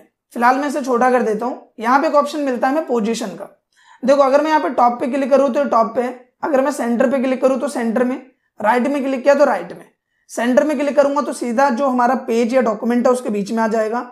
यहाँ से सीधा नीचे, यहाँ से सीधा कॉर्नर और यहाँ से सीधा इस तरह से आप इसे अलग अलग स्पेस पे अप्लाई कर सकते हैं, जो कि ऑन स्क्रीन आप देख पा रहे हैं। अब यहाँ पे बात करते हैं नेक्स्ट ऑप्शन की, जो कि one of the important option है, जो कि है रैप टेक्स्ट। और इसे समझाने के लिए हम सबसे पहले क्या करेंगे, हम यहाँ पे एक पैराग्राफ ले लेंगे। तो मैं यहाँ पे एक 10 बाई 10 का एक पैराग्राफ ले रहा हूँ। तो मैंने 10 बाई 10 का एक पैराग्राफ ले लिया। मैं इसको सेलेक्ट करता हूँ, थोड़ा सा यहाँ पे हम इसको बड़ा कर देते हैं एंड थोड़ा सा तरीके से हम इसको यहाँ पे ले आते हैं। अब देखो नॉर्मली करते क्या, हम यहाँ पे आते हैं एंड सिंपली मैं यहाँ पे इंसर्ट में जाता हूँ और एक पिक्चर हम यहाँ से ले लेते हैं। कोई से भी एक पिक्चर हम सिंपली यहाँ से उठा लेंगे। तो सपोज मैं पिक्चर ले लेता हूँ, हम ले लेते हैं ये वाली पिक्चर, इंसर्ट पे क्लिक किया। अब देखो जैसे ही पिक्चर आई यहाँ पे, इसने पूरे के पूरे टेक्स्ट को क्या किया, अपने से नीचे कर दिया। आप देखो ये मेरा पिक्चर है और टेक्स्ट का है नीचे। जब आप रैप में जाते हो तो रैप का मतलब होता है कि पिक्चर को टेक्स्ट के साथ में, यानी जो लिखावट है उसके साथ में रैपिंग करना, यानी उसके हिसाब से ढालना। तो जब आप यहाँ स्क्वायर पे क्लिक करोगे तो देखो स्क्वायर तरीके से इसने साइज ले लिया। इसने क्या किया है, सिर्फ स्क्वायर जैसा साइज ले लिया और उसके हिसाब से जो भी पैराग्राफ है उसको एडजस्ट कर दिया। अगर आप यहीं जाके टाइट यूज करते हो तो आप देखोगे स्क्वायर और टाइट में क्या फर्क है। स्क्वायर में ये जो है वो बिल्कुल स्क्वायर पोर्शन में आ रहा है, बिल्कुल कैसे आ रहा है, स्क्वायर में आ रहा है। लेकिन अगर आप टाइट करोगे, जैसे आप यहीं पे गए और आपने कर दिया टाइट, तो ये देखोगे ये बिल्कुल स्क्वायर में नहीं है, ये आगे पीछे हो गया। जितना ज्यादा ये जा सकता था आगे पीछे, उतना ज्यादा आगे पीछे ये हो गया। अब बात करें दूसरे ऑप्शन की, तो यहाँ पे एक ऑप्शन है थ्रू का। थ्रू और टाइट बिल्कुल एक ही तरह से वर्क करते हैं, जिसमें जितना ज्यादा कंजस्ट हो सके, जितना ज्यादा एक दूसरे के पास जा सके, उतना ही जा सकता है। जैसे आप देखोगे जहां मैं इसे लेके जा रहा हूं उस हिसाब से एडजस्ट हो रहा है। जैसे मैं इसे यहाँ पे रख दूं तो यहाँ पे ये अपने हिसाब से देखो उसके थ्रू ये आगे बढ़ता जा रहा है। तो जहां पे भी हम रखना चाहें वहां पे इसे रख सकते हैं। फिर यहीं पे मान लो कि अगर आप टॉप एंड बॉटम कर दो तो कुछ हिस्सा इसका टॉप में चला जाएगा, कुछ हिस्सा बॉटम में, और ये आ जाएगा बीच में। इसके साथ अगर हम बिहाइंड कर दे तो ये पीछे चला जाएगा एज अ वाटर मार्क। जैसे मैं आपको दिखाऊं, मैंने बिहाइंड किया और इसकी जो ट्रांसपेरेंसी है उसको मैंने इतना कर दिया। तो अब देखो अब ये कैसा लग रहा है, देखने में वाटर मार्क के जैसा लग रहा है। इस तरह से आप देख सकते हो कि कैसा लग रहा है, एक वाटर मार्क के जैसा यहाँ पे लग रहा है। तो इस तरीके से आप बिहाइंड का यूज कर सकते हो। और अगर आप इन फ्रंट कर दोगे, हम ट्रांसपेरेंसी नॉर्मल कर देते हैं, तो ये क्या होगा, टेक्स्ट के ऊपर आ जाएगा। बिहाइंड में क्या हुआ, टेक्स्ट के पीछे, और इन फ्रंट में क्या हुआ, टेक्स्ट के ऊपर, जो कि कुछ इस तरीके से वर्क करता है। इसके साथ ही मान लो कि आपने इसमें रैपिंग कर रखी है। जैसे हम यहाँ पे एडिट रैप पॉइंट्स पे क्लिक करते हैं और मान लो कि मुझे यहां से इसको इस तरीके से रैप करना है, जैसे कि ऑन स्क्रीन आप देख पा रहे हो। तो हमने यहाँ पे इसको अलग अलग तरीके से रैपिंग करा। तो अब आप देखोगे कि टेक्स्ट के साथ में जो उसका कोऑर्डिनेशन है वो हम डिसाइड कर रहे हैं इस तरह से। तो आप देखोगे रैपिंग मैंने यहाँ पे अपने हिसाब से कर दिया। तो इस तरीके से आप रैपिंग को पॉइंट्स को यहाँ पे अपने हिसाब से एडजस्ट भी कर सकते हो। सो आई होप कि ये जितने भी पॉइंट्स है वो आपको क्लियर हो गए होंगे। ये जो move with text fix position on page है, ये आपको ऐसे रहने देना है। ये पार्ट ऑफ सेटिंग्स है, मोर लेआउट ऑप्शंस वगैरह, तो इनमें आपको कोई भी चेंजेस नहीं करना है। अब यहाँ बात करते हैं नेक्स्ट ऑप्शन की, जो कि है bring forward and send backward. जैसे मान लो कि हम यहाँ पे एक और इमेज ले लेते हैं। जैसे मैंने क्या किया, यहाँ पे एक और इमेज ले ली, लाइक मैं दिस डिवाइस में गया और मैंने ले ली ये वाली इमेज। तो अब यहाँ पे हमारे पास एक और इमेज है और मैं इसको क्या करता हूँ, यहाँ पे इन फ्रंट ही कर देता हूँ इसको भी। तो हम इसको लेके आ जाते हैं यहाँ पे इसके ऊपर। तो अभी देखो ये आ रहा है इसके ऊपर। अगर मैं सेंड बैकवर्ड कर दूं तो ये क्या होगा, इसके पीछे चला जाएगा। ब्रिंग फॉरवर्ड किया तो ये क्या हुआ, इसके ऊपर आ गया। पॉइंट समझ में आ रहा है। सिलेक्शन पेन पे आप क्लिक करोगे तो जो दो इमेजेस आपने ले रखे हैं उनका आपको एक मेन्यू मिल जाएगा। अगर आप दोनों को हाइड करना चाहते हो तो आप हाइड कर सकते हो, शो ऑल करना चाहते हो तो शो ऑल कर सकते हो, या किसी एक पिक्चर को हाइड करना है तो आप इस तरीके से हाइड कर सकते हो। तो इस तरीके से आपको एक सिलेक्शन पेन का ऑप्शन यहाँ पे देखने को मिल जाता है। हम बात करें अगर अलाइनमेंट की, तो अगर आप लेफ्ट अलाइन करते हो तो ये लेफ्ट में आ जाएगा, अगर आप सेंटर में करते हो तो बीच में, अगर आप राइट में करोगे तो राइट में। इसके साथ ही अगर आप अलाइन टॉप करोगे तो टॉप में आ जाएगा, अगर आप मिडल करोगे तो बीच में आ जाएगा। मैं पेज को छोटा करके दिखाता हूँ, बीच में आ गया। और अगर आप अलाइन बॉटम कर दो तो नीचे आ जाएगा, जो कि ऑन स्क्रीन आप देख पा रहे हो। तो ये भी काफी अच्छा ऑप्शन है। इसके साथ ही यहाँ पे दो ऑप्शन है, एक है अलाइन टू पेज और एक है अलाइन टू मार्जिन। तो अभी जो ये अलाइनमेंट हो रहा है ये किसके बिहाफ पे हो रहा है, ये मार्जिन के बिहाफ पे हो रहा है। ये देखो ये है हमारी मार्जिन। मार्जिन का मतलब क्या है कि ये है। फिलहाल मैं इसको पहले अलाइन टॉप कर देता हूँ। मार्जिन का मतलब देखो ये है, ये जो यहाँ पे सेट है। अगर मैं इसको बढ़ा दूं तो इसके हिसाब से सेट होगा। तो ये हमारी मार्जिन है। तो अगर मैं यहाँ पे जाके इसको अलाइन टू पेज कर दूं और अब अगर मैं इसको अलाइन राइट करूं तो ये देखो बिल्कुल पेज के हिसाब से जितना कोने में जा सकता है उतना जाएगा। लेकिन अगर मैं अलाइन टू मार्जिन कर दूं और अब अगर मैं इस पे राइट अप्लाई करूं तो आप देखोगे मार्जिन के बिहाफ पे अलाइनमेंट होगा। तो इस तरीके से यहाँ पे अलाइनमेंट्स वर्क करती है। ये पार्ट ऑफ सेटिंग्स है, इनको आपको नहीं छेड़ना। सो आई होप कि जो अलाइनमेंट से रिलेटेड ऑप्शन है वो आपको क्लियर हो गए होंगे। इसके बाद यहाँ पे बात करते हैं ग्रुपिंग की। मान लो कि हमारे पास एक और इमेज है, जैसे ये एक इमेज हो गई, Ctrl+C Ctrl+V कर रहा हूं मैं इनकी कॉपी बनाने के लिए, और अब मुझे तीनों को एक ही बार में उठा के इधर लेके आना है। तो आप क्या कर सकते हो, कंट्रोल की से आप इसको सेलेक्ट करो, इसको सेलेक्ट करो, और यहाँ पे इसको कर दो ग्रुप। ग्रुप करने से क्या होगा, ये तीनों एक इमेज बन जाएगी। देखो तीनों को एक साथ उठा के हम कहीं पे भी ऊपर नीचे आगे पीछे कर सकते हैं। तो इस तरीके से आप ग्रुप कर सकते हो, और अगर आपको नॉर्मल करना है तो आप अनग्रुप कर दो। साथ ही अगर इमेज को आपको रोटेट करना है तो आप इस तरीके से यहाँ पे रोटेट कर सकते हो, इस तरीके से आप देख पा रहे होंगे। और क्रॉप की अगर हम बात करें तो क्रॉप मैंने आपको स्टार्टिंग में ही करके दिखाया था, जिसके यहाँ पे आप इमेज के डायमेंशन को अपने हिसाब से कट कर सकते। तो ये तो बहुत ही बेसिक है, एंड आई होप कि ये चीज आपको क्लियर हो गया होगा। तो पिक्चर टूल अब हम यहाँ पे खत्म कर चुके हैं, एंड आई होप कि जितने भी इसके ऑप्शन है वो सब आपको क्लियर हो गए होंगे। अब यहाँ पे बात करते हैं नेक्स्ट ऑप्शन की, जो कि है शेप। नॉर्मली अगर हम बात करें शेप्स में तो आपको मल्टीपल शेप्स यहाँ देखने को मिल जाते हैं। कुछ आपको सिंबल्स यहाँ देखने को मिल जाएंगे, कुछ मान लो कि रेक्टेंगल हो गया, या फिर दूसरे एंगल शेप जो होते हैं वो देखने को मिल जाएंगे, या फिर कुछ अट्रैक्टिव यहाँ पे रिप्रेजेंटेशन देखने को मिल जाएंगे। एग्जाम्पल के लिए जैसे सबसे पहले हम एक बेसिक शेप ले लेते हैं, जैसे ये हुआ एक रेक्टेंगल शेप। फिर यहाँ पे जब आप शेप लोगे तो आपको शेप फॉर्मेट का एक टैब मिलेगा, जिसमें शेप से रिलेटेड आपको सारे ऑप्शन मिल जाएंगे। अब यहाँ पे आप देखोगे इंसर्ट शेप में आपको स्टार्टिंग में ऑप्शन मिलता है, जिसमें वही शेप के टूल्स आ जाते हैं, जिसमें आप देखोगे मल्टीपल ऑप्शन है। जैसे ये एक ऑप्शन मिल गया, और यहाँ पे जब आप कुछ शेप्स लोगे तो आपको पीले कलर का एक डॉट मिलेगा, जिसके हिसाब से आप इन शेप की जो एक डेकोरेशन है उसको मेंटेन कर सकते हो। जैसे आप देखोगे अभी मैंने ये बना दिया, और अगर मैं इसको ऊपर करते जा रहा हूं तो ये बन गया। इसके साथ ही मान लो कि हम यहाँ पे आते हैं, हमने इस तरीके का शेप लिया, और हम चाहें तो इसको अपने हिसाब से ऐसे छोटा कर सकते हैं, अपने हिसाब से इसको यहाँ पे आगे पीछे कर सकते हैं, जो कि ऑन स्क्रीन आप देख पा रहे हैं। इसके साथ ही मान लो हमने इस तरीके का एक शेप लिया, जिसमें हमें शेप को जिस तरीके से अपने हिसाब से एडजस्ट करना है हम यहाँ पे कर सकते हैं। सो कुल मिला के आप ये समझो कि मल्टीपल शेप्स ऑप्शंस आपको यहाँ देखने को मिल जाते हैं। अब यहाँ पे अगर हम बात करें किसी भी शेप की, तो जब आप शेप लोगे तो आपको मल्टीपल ऑप्शंस यहाँ देखने को मिलते हैं, जो कि ऑप्शंस होते हैं यहाँ पे शेप फॉर्मेट से रिलेटेड। एक है इंसर्ट शेप का, जिसमें आप शेप डाल सकते हो, और दूसरा हो गया यहाँ पे एडिट शेप। एडिट शेप की अगर हम बात करें तो इस शेप को आप अपने हिसाब से एडिट कर सकते हो। एग्जाम्पल के लिए जैसे मैं एडिट शेप पे क्लिक करूं तो पहला ऑप्शन है चेंज शेप का, जिसमें जाके मैं शेप को चेंज कर सकता हूं। एग्जाम्पल के लिए मैंने ट्राइंगल में इसको कन्वर्ट कर दिया। दूसरा क्या है, हम यहीं पे गए जहां पे एक ऑप्शन है एडिट पॉइंट्स का, हमने इस पे क्लिक किया। क्लिक करने के बाद आप देखोगे इसका पॉइंट मेरे सामने आ गया, जिसमें मैं इसे अपने हिसाब से दूसरे शेप में कन्वर्ट कर सकता हूं। और अगर मैं यहाँ पे देखो, जब आप इस पे क्लिक करोगे पॉइंट पे, तो आपको इस तरीके से एरो मिलेगा, जिसके बिहाफ पे आप इसकी कर्विंग को मैनेज कर सकते हो। आपने क्लिक किया एंड इस तरीके से आप इसकी कर्विंग को मैनेज कर सकते हो। तो आप एक शेप को अपने हिसाब से यहाँ पे ट्रांसफॉर्म कर सकते हो। सो आई होप कि change shape and edit point दोनों टूल आपको क्लियर हो गए होंगे। लेकिन यहाँ पे एक टूल होता है जो कि काफी स्टूडेंट्स को काफी कंफ्यूज करता है, जो कि होता है रीरूट कनेक्टर्स का, और ये ज्यादातर आपको अनहाईलाइट यानी कि एक लॉक फॉर्म में नजर आएगा। अब ये कैसे वर्क करता है इस पॉइंट को समझते हैं। देखो यहाँ पे सिंपली फिलहाल तो हम इसको डिलीट करते हैं और सिंपली चलते हैं इंसर्ट टैब में। फिर हम शेप में आते हैं एंड यहाँ नीचे में एक ऑप्शन मिलेगा आपको न्यू ड्राइंग कैनवस का, आपको इस पे क्लिक करना है। क्लिक करने के बाद आप ये देखोगे कि आपको एक कैनवस मिल जाएगा एंड यहाँ पे सिंपली हम कोई से भी दो शेप ले लेते हैं। जैसे ये एक शेप हो गया, ठीक है, और एक शेप हमने ले लिया एरो का, कुछ इस तरीके से। अब मान लो कि इन दोनों शेप्स को मुझे एक लिंकअप करना है, यानी कि क्या करना है, कनेक्ट करना है। तो कनेक्ट करने के लिए हम क्या करेंगे, कोई मीडियम लेंगे, तो मीडियम ज्यादातर होता है लाइंस का। तो मान लो हमने ये वाला मीडियम ले लिया, तो हम यहाँ पे इसकी मदद से, आप देखो मैं यहाँ पे आ रहा हूं तो यहाँ पे पॉइंट आ रहा है एंड यहां से लेके मैं इस वाले कनेक्शन को बिल्ड कर लेता हूं, ठीक है। अब यहाँ पे क्या है कि आप देखोगे कि ये दोनों आपस में कनेक्ट हो गए। तो नॉर्मली आप देख पा रहे हो कि जो हमारे दोनों शेप्स है ये आपस में कनेक्ट हो चुके हैं, राइट। अब होता क्या है कि जब हम इसे आगे पीछे करते हैं तो कई बार जो इसकी लाइंस है वो थोड़ी गड़बड़ हो जाती है, मतलब देखने में थोड़ी सही नहीं लगती। जैसे अगर मैं इसको कनेक्ट की बात करूं तो ये सीधा सीधा यहाँ से यहाँ पे भी आ सकता था, लेकिन अब ये घूम गया है काफी ज्यादा। तो मुझे इसे रीरूट करना है, यानी कि जो इसका ये रास्ता है जो कि इस तरीके से यहाँ पे गया हुआ है, इसको मुझे क्या करना है, मुझे रीरूट करना है।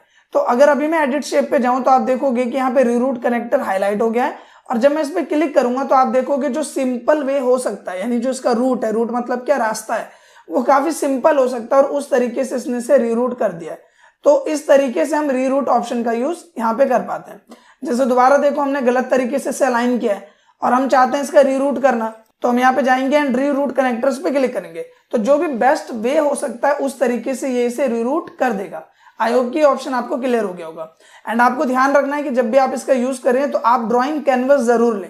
जो हमने न्यू ड्राइंग कैनवस लिया वो लेना जरूरी है, तभी आप इसे यहाँ पे रीरूट या फिर रूटिंग कर पाओगे। तो ये चीज आपको ध्यान रखना है। अब यहाँ पे इसके बाद बात करते हैं ड्रॉ टेक्स्ट बॉक्स की।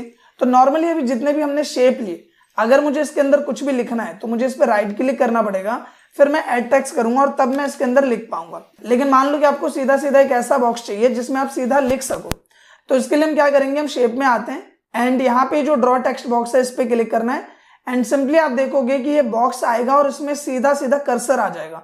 हमें राइट क्लिक करके यहाँ पे ऐड टेक्स्ट का ऑप्शन इनेबल करने की जरूरत नहीं है। बाय डिफॉल्ट इसमें क्या है कि टेक्स्ट का जो सिंबल है वो ऑटोमेटिकली आपको शो करेगा और जो भी आप लिखना चाहते हो वो आप यहाँ पे लिख सकते हो। तो इसे हम बोलते हैं टेक्स्ट बॉक्स। तो इस तरीके से आप टेक्स्ट बॉक्स यहाँ पे इंसर्ट कर सकते हो, जो कि है ये वाला। तो हम जैसे यहाँ पे आ जाते हैं तो इस तरीके से आप देख सकते हो। अब यहाँ पे बात करें अगर इस शेप को हमें एडिट करना है, जैसे मान लो कोई सा भी शेप मैं यहाँ पे ले लूँ, लाइक ये वाला शेप है, तो यहाँ पे जब भी आपको शेप को डिजाइन करना होता है, एडिट करना होता है, तो आपको मल्टीपल ऑप्शन मिलते हैं।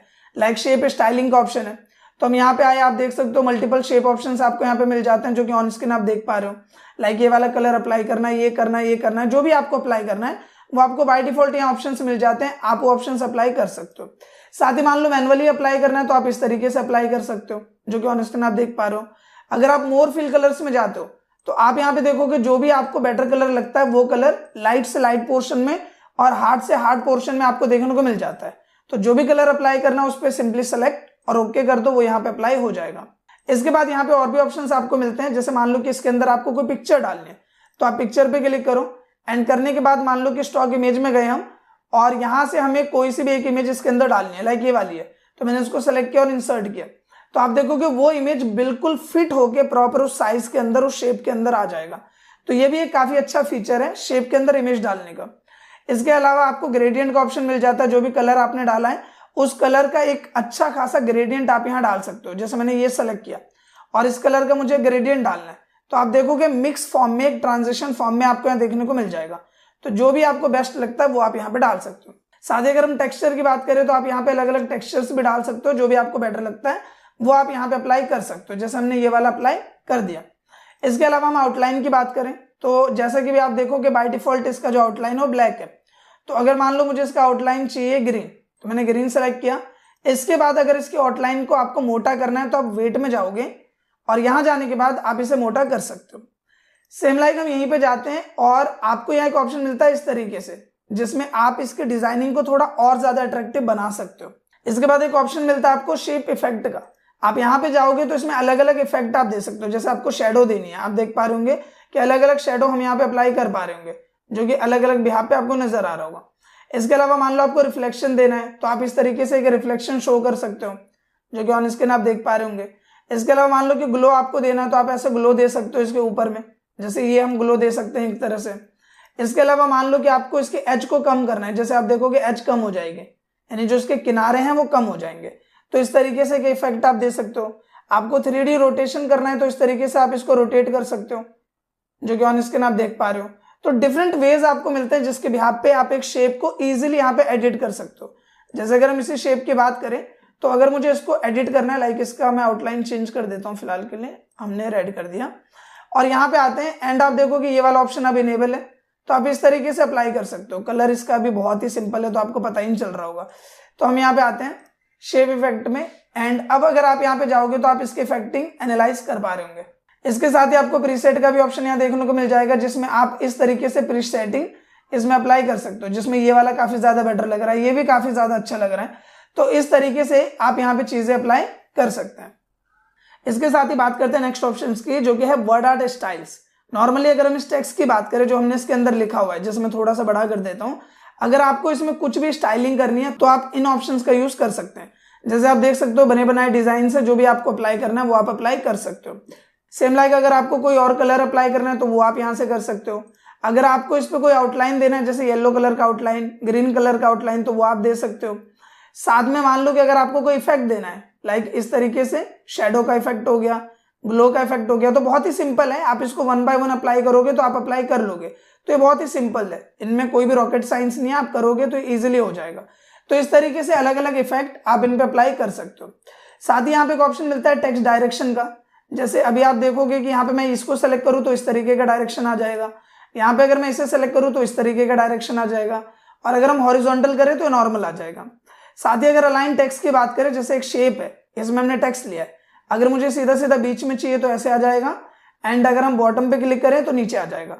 तो इस तरीके से आप इसे अलाइन कर सकते हैं। इसके बाद बात करते हैं नेक्स्ट ऑप्शन की, जो कि है यहाँ पे क्रिएट लिंक। अब ये एक one of the important term है, इसको जरा समझते हैं। फिलहाल मैं क्या करता हूँ, इसको डिलीट कर देता हूँ, इसको भी डिलीट कर देते हैं। अब यहाँ पे सिंपली क्या है कि मैं ले लेता हूँ एक टेक्स्ट बॉक्स, तो हम ड्रॉ टेक्स्ट बॉक्स पे क्लिक करते हैं, और ये मैंने एक टेक्स्ट बॉक्स ले लिया, एंड यहाँ पे एक और ड्रॉ टेक्स्ट बॉक्स पे क्लिक करते हैं, ये मैंने एक टेक्स्ट बॉक्स यहाँ पे ले लिया। तो अब देखो यहाँ पे होगा क्या, नॉर्मली मैंने यहाँ पे 3 टेक्स्ट बॉक्स ले रखे हैं, एक ये है, एक ये है, एक ये। अब मैं इन तीनों को आपस में लिंक करने वाला हूँ। कैसे, देखो इस पॉइंट को समझो। सबसे पहले हम क्या करेंगे, यहाँ पे सेलेक्ट करेंगे एंड क्रिएट लिंक पे क्लिक करके यहाँ पे आके क्लिक कर देंगे। तो अब ये दोनों जो टेक्स्ट बॉक्स है ये आपस में लिंक हो गए। जब ये टेक्स्ट बॉक्स भर जाएगा तो ऑटोमेटिकली काम इसमें होना शुरू हो जाएगा। इसी तरह से मैं क्या करूंगा कि मैं इसको सेलेक्ट करता हूँ एंड क्रिएट लिंक पे क्लिक करके इस वाले को लिंक कर देता हूँ। तो अब ये तीनों आपस में लिंक हो गए। आप देखो इस पॉइंट को समझना अभी। जैसे मैं यहाँ पे कुछ भी लिख लेता हूँ, इस तरीके से मैंने यहाँ पे लिखा, जो कि ऑन स्क्रीन आप देख पा रहे हो। तो हमने यहाँ पे लिखा एंड यहाँ पे मैं थोड़ा सा लिख देता हूँ, like my name is Rahul. अब जैसे मैं राहुल पे पहुंचा, आप देखोगे कि मेरा जो टेक्स्ट है वो ट्रांसफर हो गया किस में, दूसरे वाले टेक्स्ट बॉक्स में। फिर यहाँ पे हम थोड़ा सा लिखते हैं, तो आप देखोगे कि मेरा जो टेक्स्ट है वो कहाँ पे शिफ्ट हो रहा है, नेक्स्ट वाले टेक्स्ट बॉक्स में। तो इस तरीके से यहाँ पे वर्क कर रहा है। तो आपने यहाँ पे देखा कि मैंने तीनों टेक्स्ट बॉक्स को आपस में लिंक कर दिया। अगर मैं ब्रेक लिंक कर दूं तो ये पहले की तरह नॉर्मल हो जाएगा। मैं यहाँ पे आऊंगा एंड ब्रेक लिंक कर दूंगा, तो आप देखोगे इसमें मेरा डेटा नहीं गया है, मेरा जो डेटा है वो इसी के अंदर ही रह गया है। और जब हम लिंक कर दे रहे हैं तो इट मीन्स क्या है कि ये जो है उसका स्पेस भी यहाँ पे यूज कर सकता है। ऑल टेक्स्ट की अगर मैं बात करूं तो ये यूज मैंने भी आपको बताया था कि किसी भी इमेज का अगर मुझे नाम देना है तो वहां पे यूज करेंगे। पोजीशन, रैप टेक्स्ट, ये सारे ऑप्शंस अभी हम देख चुके हैं पिक्चर वाले टूल में।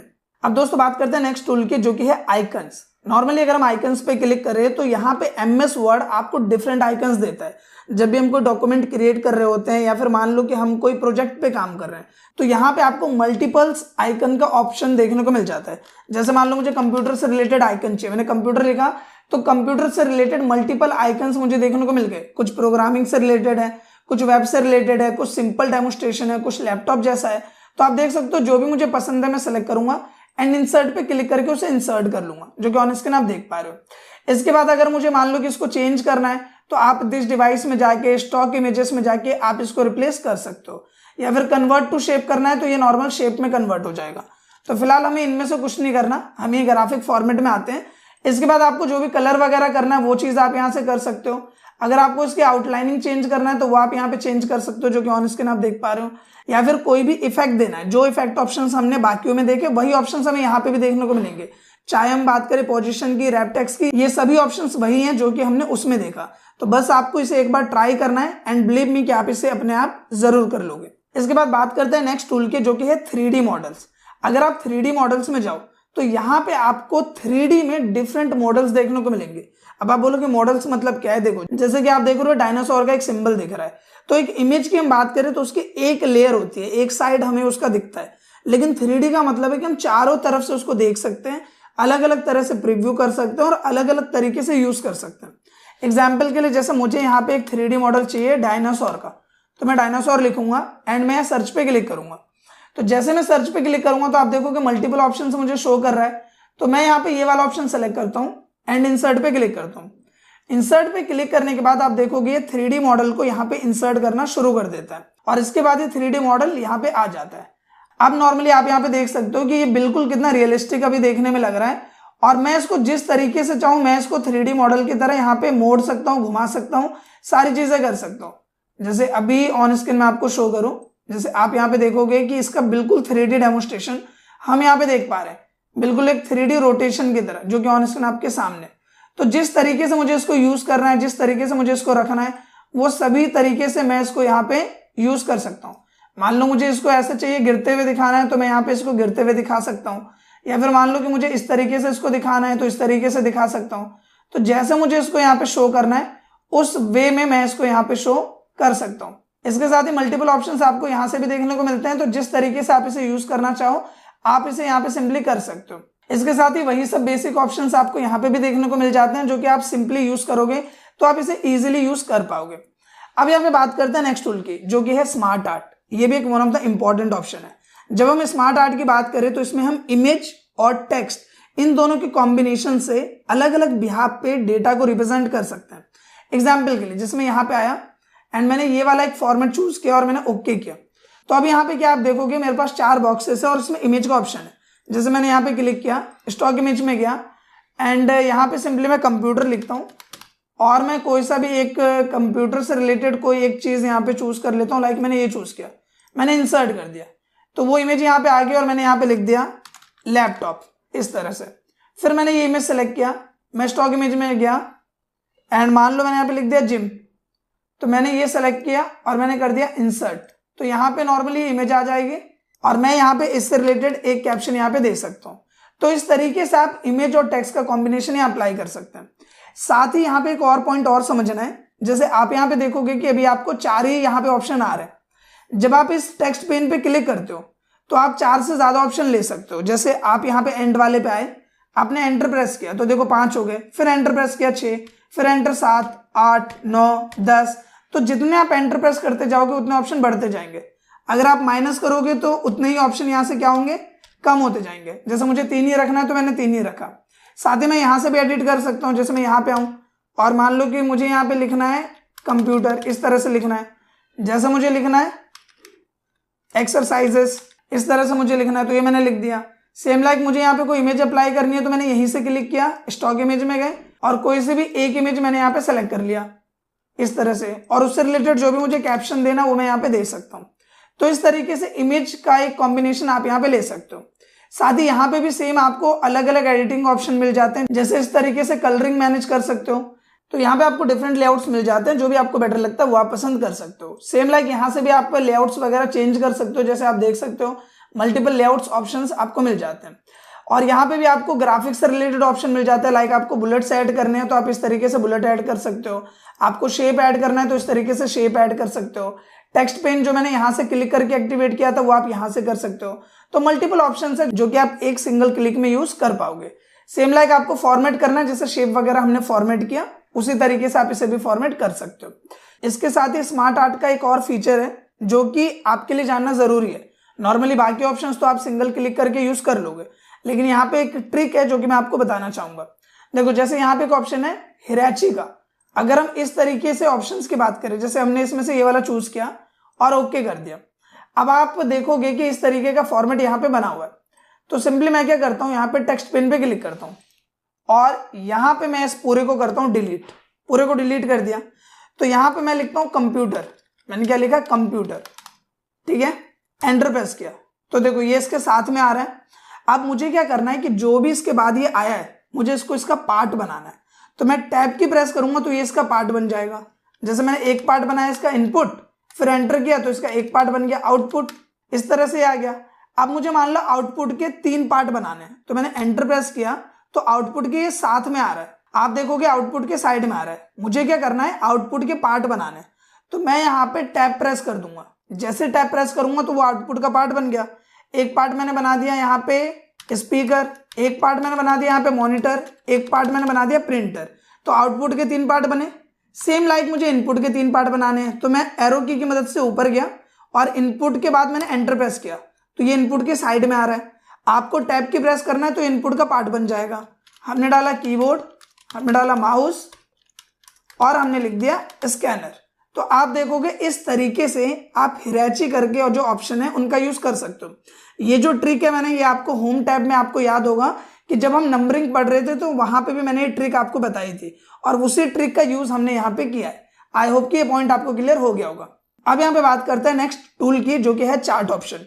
अगर हम बात करें चार्ट की तो चार्ट का यूज किया जाता है जब भी हमें किसी तरीके के ग्राफ को शो करना हो। एग्जाम्पल के लिए हमें ये दिखाना है कि कंपनी में हमारी सेल्स कैसे चल रही है या फिर कंपनी का डेटा कैसे वर्क कर रहा है, तो उस केस में हम यहाँ पे इन चार्ट्स का यूज करते हैं। और यहाँ पे नॉर्मली सबसे ज्यादा यूज होने वाला जो चार्ट है वो है कॉलम चार्ट। तो मैं कॉलम पे सिलेक्ट करूंगा एंड सिंपली ओके प्रेस करूंगा।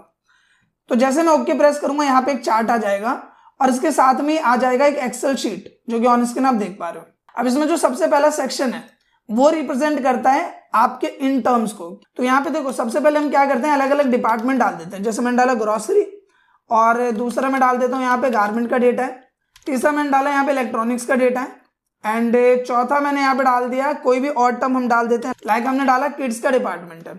अब यहाँ पे मुझे सेल्स शो करनी है, तो मैंने डाला कि 2021 की सेल्स है और 2022 की सेल्स है और यहाँ पे 2023 की सेल्स है। ठीक है, ये 3 सेल्स मुझे यहाँ पे शो करनी है। तो यहाँ पे मैं अलग अलग सेल डाल देता हूँ। जैसे मैं यहाँ पे डाल रहा हूँ सेल्स इन लैक्स, तो मैं यहाँ पे डाल दे रहा हूँ कि 45 लैक्स की सेल हुई है 2021 में, 65 की इसमें, 47 एंड 49। फिर यहाँ पे आते हैं 2022 में हमने डाला 48, 65, 85 एंड 45। फिर हम यहाँ पे आते हैं 2023 के रिकॉर्ड की बात करें तो यहाँ हमने डाला 78, हमने डाला 47 और हमने यहाँ पे डाल दिया 95 और यहाँ पे हम डाल देंगे 74। तो नॉर्मली ये हो गया हमारा काम, इसको हम यहाँ से हटा देते हैं। अब यहाँ पे जो चीज़ों को आपको एडिट करना है उसको आप एडिट कर लो। तो हम यहाँ पे डालेंगे सेल्स डेटा इन लैक्स, इस तरीके से हमने यहाँ पे डाल दिया।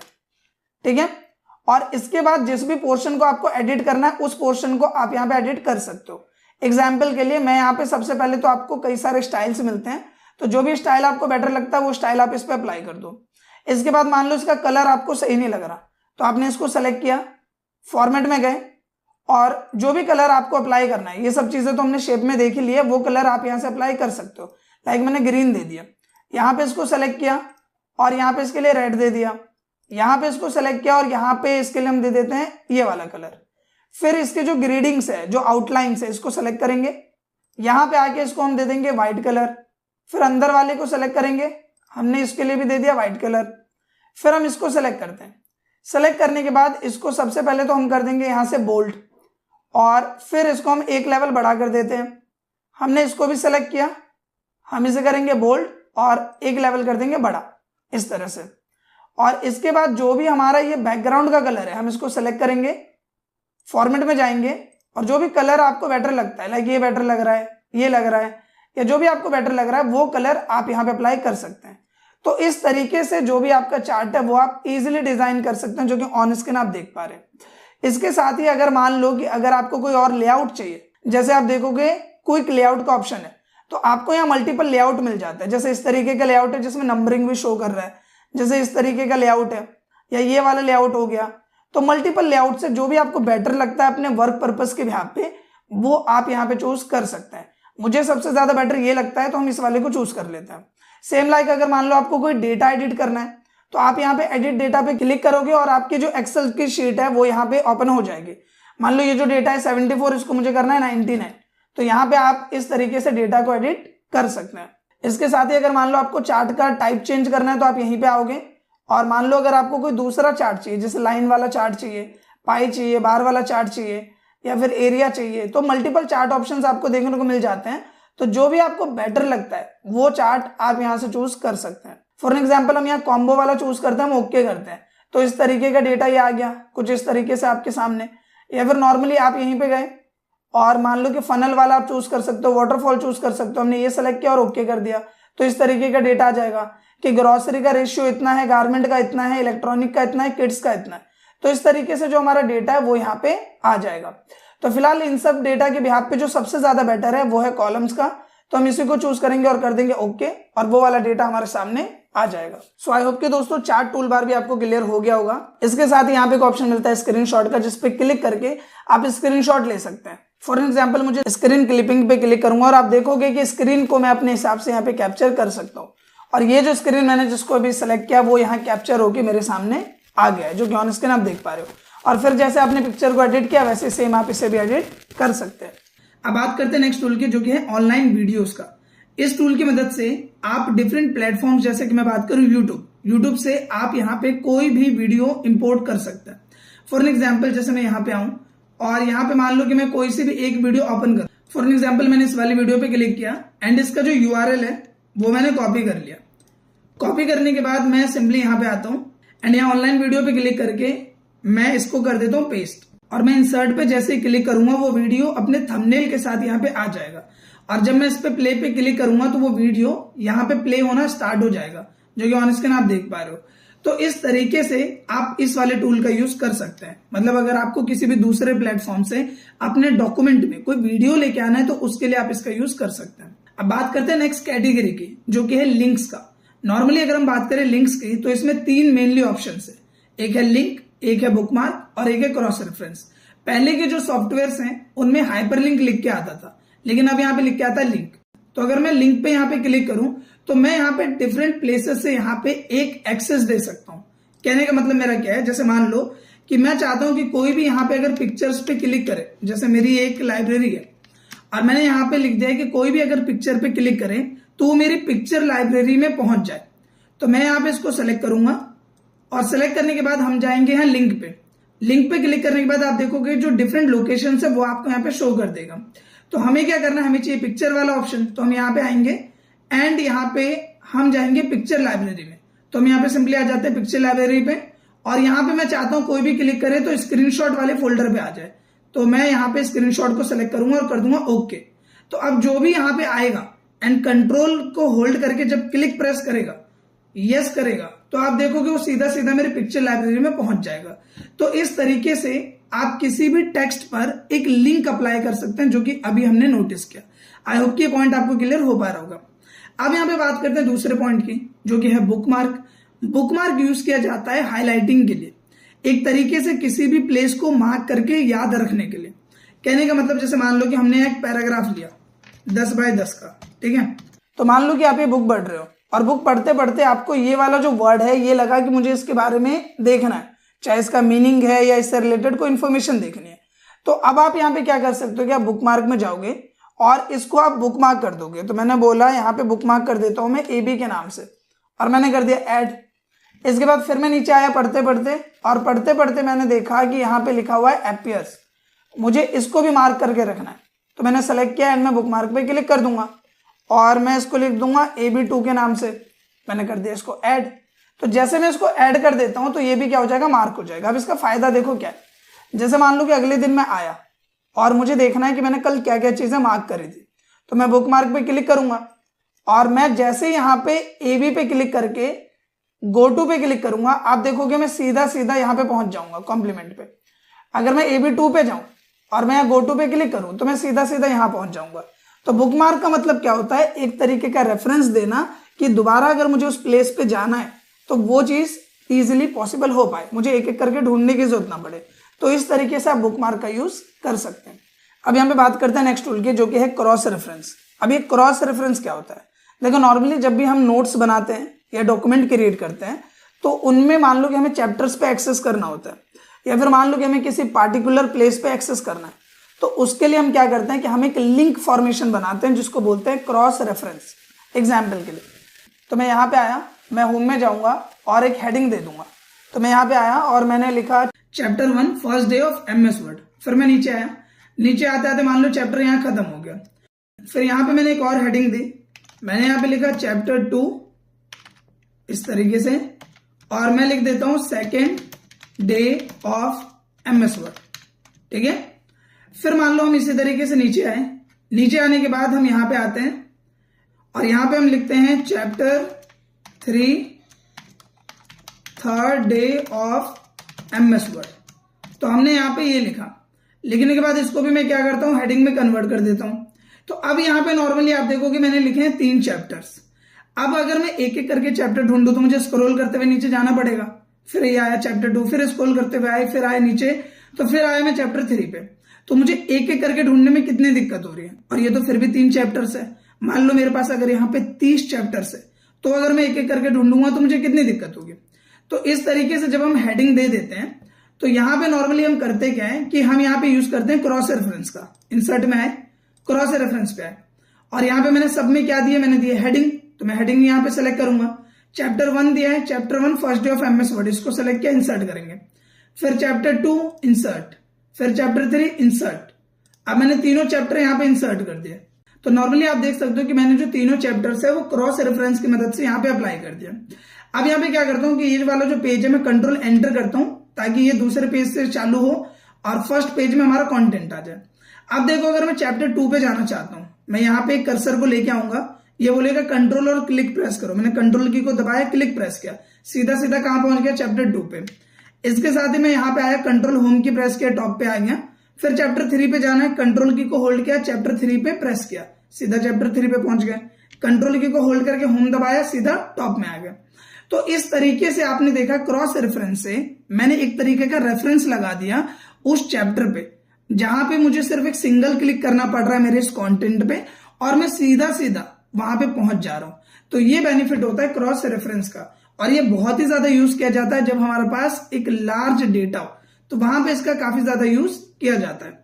अब यहाँ पे बात करते हैं नेक्स्ट ऑप्शन की, जो कि कमेंट। ये बहुत ही सिंपल है, आप सिंपली कमेंट पे क्लिक करोगे तो आप कोई भी कमेंट यहाँ डाल सकते हो। लाइक मैंने कमेंट डाल दिया कि डेटा ऑफ मोहन, इस तरह से, और हमने यहाँ पे क्लिक किया तो इस तरीके से क्या है कि डेटा ऑफ मोहन करके यहाँ पे एक कमेंट यहाँ पे सेव हो गया कंप्यूटर ज्ञान की तरफ से। तो इस तरीके से आप एक कमेंट अप्लाई कर सकते हो। तो ये कुछ भी खास नहीं है, इसको आप स्किप करो। यहाँ पे आते हैं one of the important term जो कि बहुत ही ज्यादा यूज होता है एंड इंटरव्यूज में भी पूछा जाता है, जो कि है हेडर एंड फुटर। अब हेडर क्या है, फुटर क्या है? देखो, जो भी आपका पेज है, इसका जो टॉप वाला पार्ट है ये होता है हेडर, और जो बॉटम वाला पार्ट है वो होता है फुटर। तो अब नॉर्मली मान लो कि अगर हम यहाँ पे एक पैराग्राफ लिख देते हैं, 20,20 का एक पैराग्राफ है, ठीक है, हमारे पास एक अच्छा खासा पैराग्राफ है यहाँ पे, यानी कि एक तरीके की किताब मैंने यहाँ पे लिख दिया। अब मैं बोलूं कि यहाँ पे अगर ये किताब मैंने लिखी है तो मैं चाहता हूं कि मेरा नाम लिख के आए नीचे, या फिर पेज नंबर लिख के आए, या फिर जो भी इस किताब का टाइटल है वो लिख के आए। तो यहाँ पे पेज के ऊपर में, पेज के नीचे में, ये जो मार्जिन एरिया है, यहाँ पे मैं ये चीजें लिखूंगा, और एक एक करके अगर मैं सब में लिखने लग गया तो मुझे कितना टाइम लगेगा और कितनी दिक्कत होगी। तो यहाँ पे यूज किया जाता है हेडर एंड फुटर का। देखो कैसे, सबसे पहले जब हम हेडर पे क्लिक करेंगे तो आपको अलग अलग स्टाइल यहाँ नजर आएगा, जो भी बेटर लग रहा है वो आप सेलेक्ट कर लो। तो मैं इसको सेलेक्ट कर लेता हूँ। अब जैसे मैं इसको सेलेक्ट करता हूं तो ये क्या है, डॉक्यूमेंट टाइटल। तो मैं यहां पे आया और मैंने टाइटल दे दिया कि MS वर्ड नोट्स, इस तरीके से लिख के आए, ठीक है। मैंने इसको सेलेक्ट किया एंड मैं इसको बड़ा कर देता हूं थोड़ा सा। तो मैंने ये किया, MS वर्ड नोट्स लिखा, और इसके बाद मैं यहां पे सेलेक्ट करता हूं फुटर पे। तो जब मैं फुटर पे सेलेक्ट करूंगा तो फुटर के लिए भी मुझे डिजाइन देगा, तो मैं ये वाला पोर्शन सेलेक्ट कर लेता हूं, टाइप 3 कॉलम्स। मैंने ये सेलेक्ट किया तो फुटर में आता हूं और मैं सबसे पहले पार्ट में यहां देना चाहता हूं पेज नंबर। तो मैं पेज नंबर में जाऊंगा। पेज नंबर में भी आपको ऑप्शन मिलेगा top up page, bottom up page. ये बहुत ही सिंपल है, आप करोगे हो जाएगा। तो मैं यहाँ पे सेलेक्ट कर लेता हूं करंट पोजीशन, यानी जहां पे मैंने सेलेक्ट कर रखा है यहीं पे मुझे देना है। तो मैं करंट पोजीशन पे सेलेक्ट करूंगा और ये वाला स्टाइल चूज कर लूंगा, ये वाला पेज 1। तो इस तरीके से आ गया। फिर मान लो मुझे यहाँ पे कुछ देना है, तो यहाँ पे मान लो कि मुझे डेट और टाइम देना है तो मैं वो दे सकता हूँ, या डॉक्यूमेंट इन्फो देना है, लाइक ऑथर का नाम देना है तो मैं ऑथर का नाम दे देता हूं। तो मैं यहां पे दे देता हूं राहुल चौधरी, ये मान लो मैंने यहां पे ऑथर का नाम दे दिया। फिर मैं यहां पे आया और मान लो क्विक पार्ट्स में जाके मुझे यहां पे कोई डॉक्यूमेंट की प्रॉपर्टी देना, लाइक एब्स्ट्रैक्ट, ऑथर, कैटेगरी। तो कैटेगरी में मैं यहां पे डाल देता हूं कि ई बुक। इस तरीके से मैंने यहां पे कैटेगरी दे दिया क्विक पार्ट्स का इस्तेमाल करके। तो ये हो गया, मैंने कुछ इस तरीके से किया। मैं करूंगा क्लोज। अब देखो, मैंने अप्लाई तो एक ही पे किया, लेकिन आप नोटिस करोगे कि जितने भी मेरे पेज है सब पे ही अप्लाई हो गया। अगर मैं कंट्रोल F2 करूं और मैं आपको इसका प्रिंट दिखाने की कोशिश करूं तो आप देखोगे कि यहां पे ऑटोमेटिकली आ रहा है पेज 2। आप देखोगे यहां पे आ रहा है पेज 2, यहां पे अगर आप नोटिस करो पेज 3, यहां पे नोटिस करो page 4, Rahul Chaudhary ebook सब पे लिख के आ रहा है, और MS वर्ड नोट्स। तो हेडर फुटर का यूज किया जाता है जब भी आप एक large number of data create कर रहे हो, लाइक आप ई बुक क्रिएट कर रहे हो, लाइक आप नोट्स क्रिएट कर रहे हो, लाइक आप कोई प्रोजेक्ट क्रिएट कर रहे हो। तो वहां पे अगर आपको पेज नंबर चाहते हो कि वो ऑटोमेटिकली अपडेट हो, तो वहां पे आप यूज कर सकते हो हेडर फुटर का। अगर आप चाहते हो कि ऊपर में मुझे टाइटल देना है डॉक्यूमेंट का, नोट्स का, प्रोजेक्ट का, तो आप हेडर यूज कर सकते हो। अगर आपको नीचे में कोई भी इंफॉर्मेशन देनी है, जैसे यहाँ पे हमने इंफॉर्मेशन दी, पेज नंबर, ऑथर का नेम और उसकी कैटेगरी, इस नोट्स की कैटेगरी, तो उसके लिए हमने यहाँ पे यूज किया। तो इस तरीके से हेडर फुटर का यूज आप कर सकते हो। साथ ही आप यहाँ पे एक चीज और भी कर सकते हो, जैसे मैं यहाँ पे हेडर फुटर पे डबल टैप करूंगा तो ये आ जाएगा। आप कर सकते हो different first page. Different first page का मतलब कि पहला पेज अलग होगा और बाकी के पेज अलग होंगे। तो अगर आप डिफरेंट फर्स्ट पेज कर दोगे तो ये फर्स्ट पेज में आप अलग से कुछ भी चीजें डाल सकते हो। जैसे मान लो कि मैंने यहाँ पे डाल दिया, एग्जाम्पल के लिए मैं इंसर्ट में आता हूं और यहाँ पे मैं सपोज ले लेता हूं, एक शेप ले लेता हूं मैं। तो मान लो मैं ले लेता हूं ये वाला शेप। इस तरीके से मैंने एक शेप ले लिया और यहाँ पे मैं एक इमेज लगा देता हूं। मैं पिक्चर में आया, स्टॉक इमेज में गए और कोई से भी एक इमेज हम यहाँ पे लगा देते हैं। समझने के लिए बस। तो हमने इंसर्ट किया और ये इमेज यहाँ पे अप्लाई हो गई। अब नॉर्मली आप देखो मैं साइड में क्लिक करूंगा तो ये क्लोज हो जाएगा और आप देखोगे कि जो हमारा पहला पेज है वो यहाँ पे अलग है और बाकी जितने भी पेज है वो वैसे ही आ रहे हैं। तो इस तरीके से आप यूज कर सकते हो। या फिर आपको ऑप्शन मिलता है different odd and even page. तो जो 1, 3, 5, 7, 9 पेज हैं वो अलग होंगे और जो 2, 4, 6 नंबर के पेज होंगे वो अलग होंगे। तो इस तरीके से चीजें आप अप्लाई कर सकते हो। हेडर है फ्रॉम टॉप, आप देख पा रहे हो कि 1.25 सेंटीमीटर अगर मैं कम करूंगा तो ये ऊपर हो जाएगा, नीचे करूंगा तो ये हो जाएगा। तो ये बेसिक्स है, ये चीजें आप करोगे तो हो जाएगा। जो मेन था वो ये था और ये वाले टर्म्स थे। सो आई होप कि ये चीजें आपको क्लियर हो गई होंगी। अब यहाँ पे बात करते हैं नेक्स्ट कैटेगरी की, जो कि है टेक्स्ट। सबसे पहला ऑप्शन मिलता है टेक्स्ट बॉक्स। इसमें क्या है, बने बनाए टेक्स्ट बॉक्सेस होते हैं। जैसे कि आप देख सकते हो ये है, ये है, ये है। तो जो भी आपको बेटर लग रहा है वो आपने टेक्स्ट बॉक्स लिया और उसे यूज कर लिया। सेम लाइक ये है एक शेप की तरह। आप देखोगे जो शेप में ऑप्शन हमें मिल रहे थे वही सब ऑप्शन है। तो है बस ये एक शेप, लेकिन ये है कि अगर आप खुद बनाते तो आपको थोड़ी मेहनत करनी पड़ती। बट यहाँ पे बने बनाए शेप्स हैं तो यहाँ पे आपका काम आसान हो जाता है। तो ये एक प्लस पॉइंट आपको मिल जाता है। तो बने बनाए टेक्स्ट बॉक्स है जिनको आप ले सकते हो और जैसे आपने शेप को एडिट किया वैसे आप इसे एडिट कर सकते हो। कोई पार्ट का यूज हमने देखा, डॉक्यूमेंट प्रॉपर्टी वगैरह, इन सब चीजों में हमने ऑथर का नेम अभी एड ऑन किया था। तो उसी तरीके से आप इसका यूज कर सकते हो। तो ये भी बहुत ही सिंपल टर्म है। यहाँ पे जो सबसे इंपॉर्टेंट टर्म है वो है वर्ड आर्ट और इसका यूज सबसे ज्यादा होता है। इस पॉइंट को हम जरा अच्छे से क्लियर करते हैं। तो जब आप यहाँ पे वर्ड आर्ट में आते हो तो आपको मल्टीपल ऑप्शंस मिलते हैं। कोई सा भी एक ऑप्शन सेलेक्ट करो और उसको आप यूज कर सकते हो। अब काफी लोग के माइंड में एक डाउट आता है कि सर ये जो हम लिख रहे हैं या फिर ये जो हम लिख रहे हैं, जैसे मैंने ये लिखा राहुल, ठीक है, इसको भी मैं बड़ा कर देता हूं, तो इसमें और इसमें फर्क क्या है? इसको भी मैं सेलेक्ट करके यहां से जाके इस तरीके से अप्लाई कर सकता हूं। तो दोनों में फर्क क्या है? तो देखो दोनों में फर्क ये है कि ये एक ऑब्जेक्ट है। ऑब्जेक्ट का मतलब मैं इसको ऐसे उठा के कहीं पे भी रख सकता हूं, लेकिन ये एक टेक्स्ट है जो कि इस डॉक्यूमेंट का पार्ट है, तो इसको उठा के मैं कहीं भी नहीं रख सकता। तो इसलिए वर्ड आर्ट एक इंपॉर्टेंट टर्म होता है जब भी आप कोई लोगो, फॉर्म, कोई डिजाइन बना रहे होते हैं, क्योंकि आप इसे उठा के जहां पे भी एडजस्ट करना चाहो आप कर सकते हो। तो फिलहाल के लिए हम इसमें एक लंबा चौड़ा टेक्स्ट लिख देते हैं। लाइक मैं यहाँ पे लिख देता हूँ even step education private limited, ये मैंने यहाँ पे लिख दिया। अब जब नॉर्मली आप शेप फॉर्मेट पे क्लिक करोगे तो ये सभी ऑप्शंस तो आप देख चुके हो। जस्ट एक शेप है, आपको जैसे इसको एडिट करना है आप इसे कर सकते हो। टेक्स्ट वाले ऑप्शंस भी हम सब देख चुके हैं। यहाँ पे बस आपके समझने के लिए एक ऑप्शन है जो कि आपको समझना है। अगर आप नोटिस करोगे तो ये सभी ऑप्शंस मैं आपको क्लियर कर चुका हूँ शेप में, और अगर हम बात करें पिक्चर टूल्स वगैरह में तो ये सभी ऑप्शंस हम समझ चुके हैं। इसमें एक ऑप्शन है जो कि है ट्रांसफॉर्म का, जो कि है इस तरीके का। कई बार हमें सर्कुलर चीजों को शो करना होता है, तो इस तरीके से आप इस इफेक्ट वाले ऑप्शन का यूज कर सकते हैं। इसमें जो बस एक ये ऑप्शन है ट्रांसफॉर्म का, ये आपके लिए थोड़ा अलग हो जाता है। बाकी सब ऐसे ऑप्शंस हैं जो कि आप देख चुके हो और ऑलरेडी हम जो प्रीवियस टूल्स हैं उनमें इन सभी ऑप्शंस को कवर कर चुके हैं। चाहे मैं बात करूं क्रिएट लिंक की, अलाइन टेक्स्ट की, शेप फिल वगैरह की, तो ये सभी ऑप्शंस हम ऑलरेडी देख चुके हैं। तो इसमें कुछ भी नया नहीं है एंड बस ये आपको प्रैक्टिकल करके देखना है, आप इसे इजीली कर पाओगे। इसके बाद बात करते हैं नेक्स्ट ऑप्शन की, जो कि है ड्रॉप कैप। अभी आप देखोगे ड्रॉप कैप लॉक है, यहाँ पे कुछ भी एक्शन अप्लाई नहीं कर सकते। तो आपको क्या करना है, इक्वल करना है। एक पैराग्राफ हम ले लेते हैं सिंपल, कुछ इस तरीके से, थोड़ा छोटा कर लेता हूं मैं। आप देखोगे जैसे मैं इस पैराग्राफ को सेलेक्ट करता हूं, जैसे सिर्फ इतने हिस्से को मैं सेलेक्ट करता हूं, आप देखोगे जैसे मैं इसको सेलेक्ट करता हूं तो ये यहाँ पे क्या है, एक्टिव हो गया। तो ये ड्रॉप कैप होता है कि आपने नॉर्मली बुक्स में देखा होगा कि इस तरीके का फॉर्मेट होता है। पहले न्यूज़पेपर्स आते थे तो उनमें भी ऐसे लिख के आता था, तो इसको बोलते हैं ड्रॉप कैप। तो अगर मान लो कि अगर आप कोई बुक वगैरह में वर्क कर रहे हो, आपको इस तरीके का डेमोन्स्ट्रेशन देना है, तो उस केस में आप ड्रॉप कैप का यूज यहाँ पे कर सकते हैं। इसके बाद बात करते हैं नेक्स्ट टूल की, जो कि है सिग्नेचर लाइन, जिसकी मदद से अगर आप कभी भी कोई फॉर्म क्रिएट कर रहे हो तो वहां पे सिग्नेचर लाइन दे सकते हो। जैसे मान लो मुझे देना है पेरेंट्स सिग्नेचर, तो यहाँ पे हम लिख देते हैं पेरेंट्स सिग्नेचर। तो हमने यहाँ पे लिखा पेरेंट्स सिग्नेचर, हम करेंगे ओके, और एक प्रॉपर तरीके से यहाँ पेरेंट्स सिग्नेचर का एक डेमोन्स्ट्रेशन बन के आ जाएगा, जो कि ऑन स्क्रीन आप देख पा रहे हैं। इसके बाद बात करते हैं नेक्स्ट टूल की, जो कि है डेट एंड टाइम, जिसपे क्लिक करके आप डिफरेंट बिहाफ पे डेट और टाइम इंसर्ट कर सकते हैं। जैसे मान लो शॉर्ट फॉर्म में डेट, या फिर मान लो कि लॉन्ग फॉर्मेट चाहिए, संडे सितंबर 8, 2024। तो डिफरेंट फॉर्मेट्स आपको मिलते हैं, जो भी बेटर लगता है आपने सेलेक्ट किया और जस्ट एक सिंगल ओके करने पे वो यहाँ पे आ जाएगा, जो कि ऑन स्क्रीन आप देख पा रहे हो। इसके साथ अगर हम बात करें ऑब्जेक्ट की, तो ऑब्जेक्ट की मदद से आप दूसरे सॉफ्टवेयर का भी काम यहाँ पे ला सकते हो।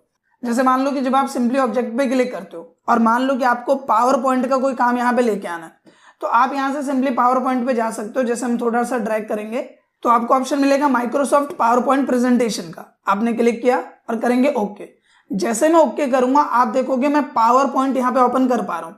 और जो पावर पॉइंट के जितने भी टूल्स हैं, जैसे कि एग्जाम्पल के लिए अगर हम बात करें, यहाँ पे हमारे पास डिफरेंट टूल्स है, लाइक ट्रांजिशंस हो गया, एनिमेशंस हो गया, डिजाइन्स हो गया, लाइक मुझे ये डिजाइन बेटर लग रहा है या फिर मान लो कि ये बेटर लग रहा है, तो मल्टीपल डिजाइन आपको यहाँ देखने को मिल जाते हैं। आपको अलग अलग चीजें देखने को मिल जाती है, लाइक ये ड्रॉ वगैरह हो गया या फिर और भी चीजें हो गया, हाईलाइटर वगैरह हो गया, या फिर हम बात करें इंसर्ट में हमें कुछ टूल्स मिल जाते हैं देखने को।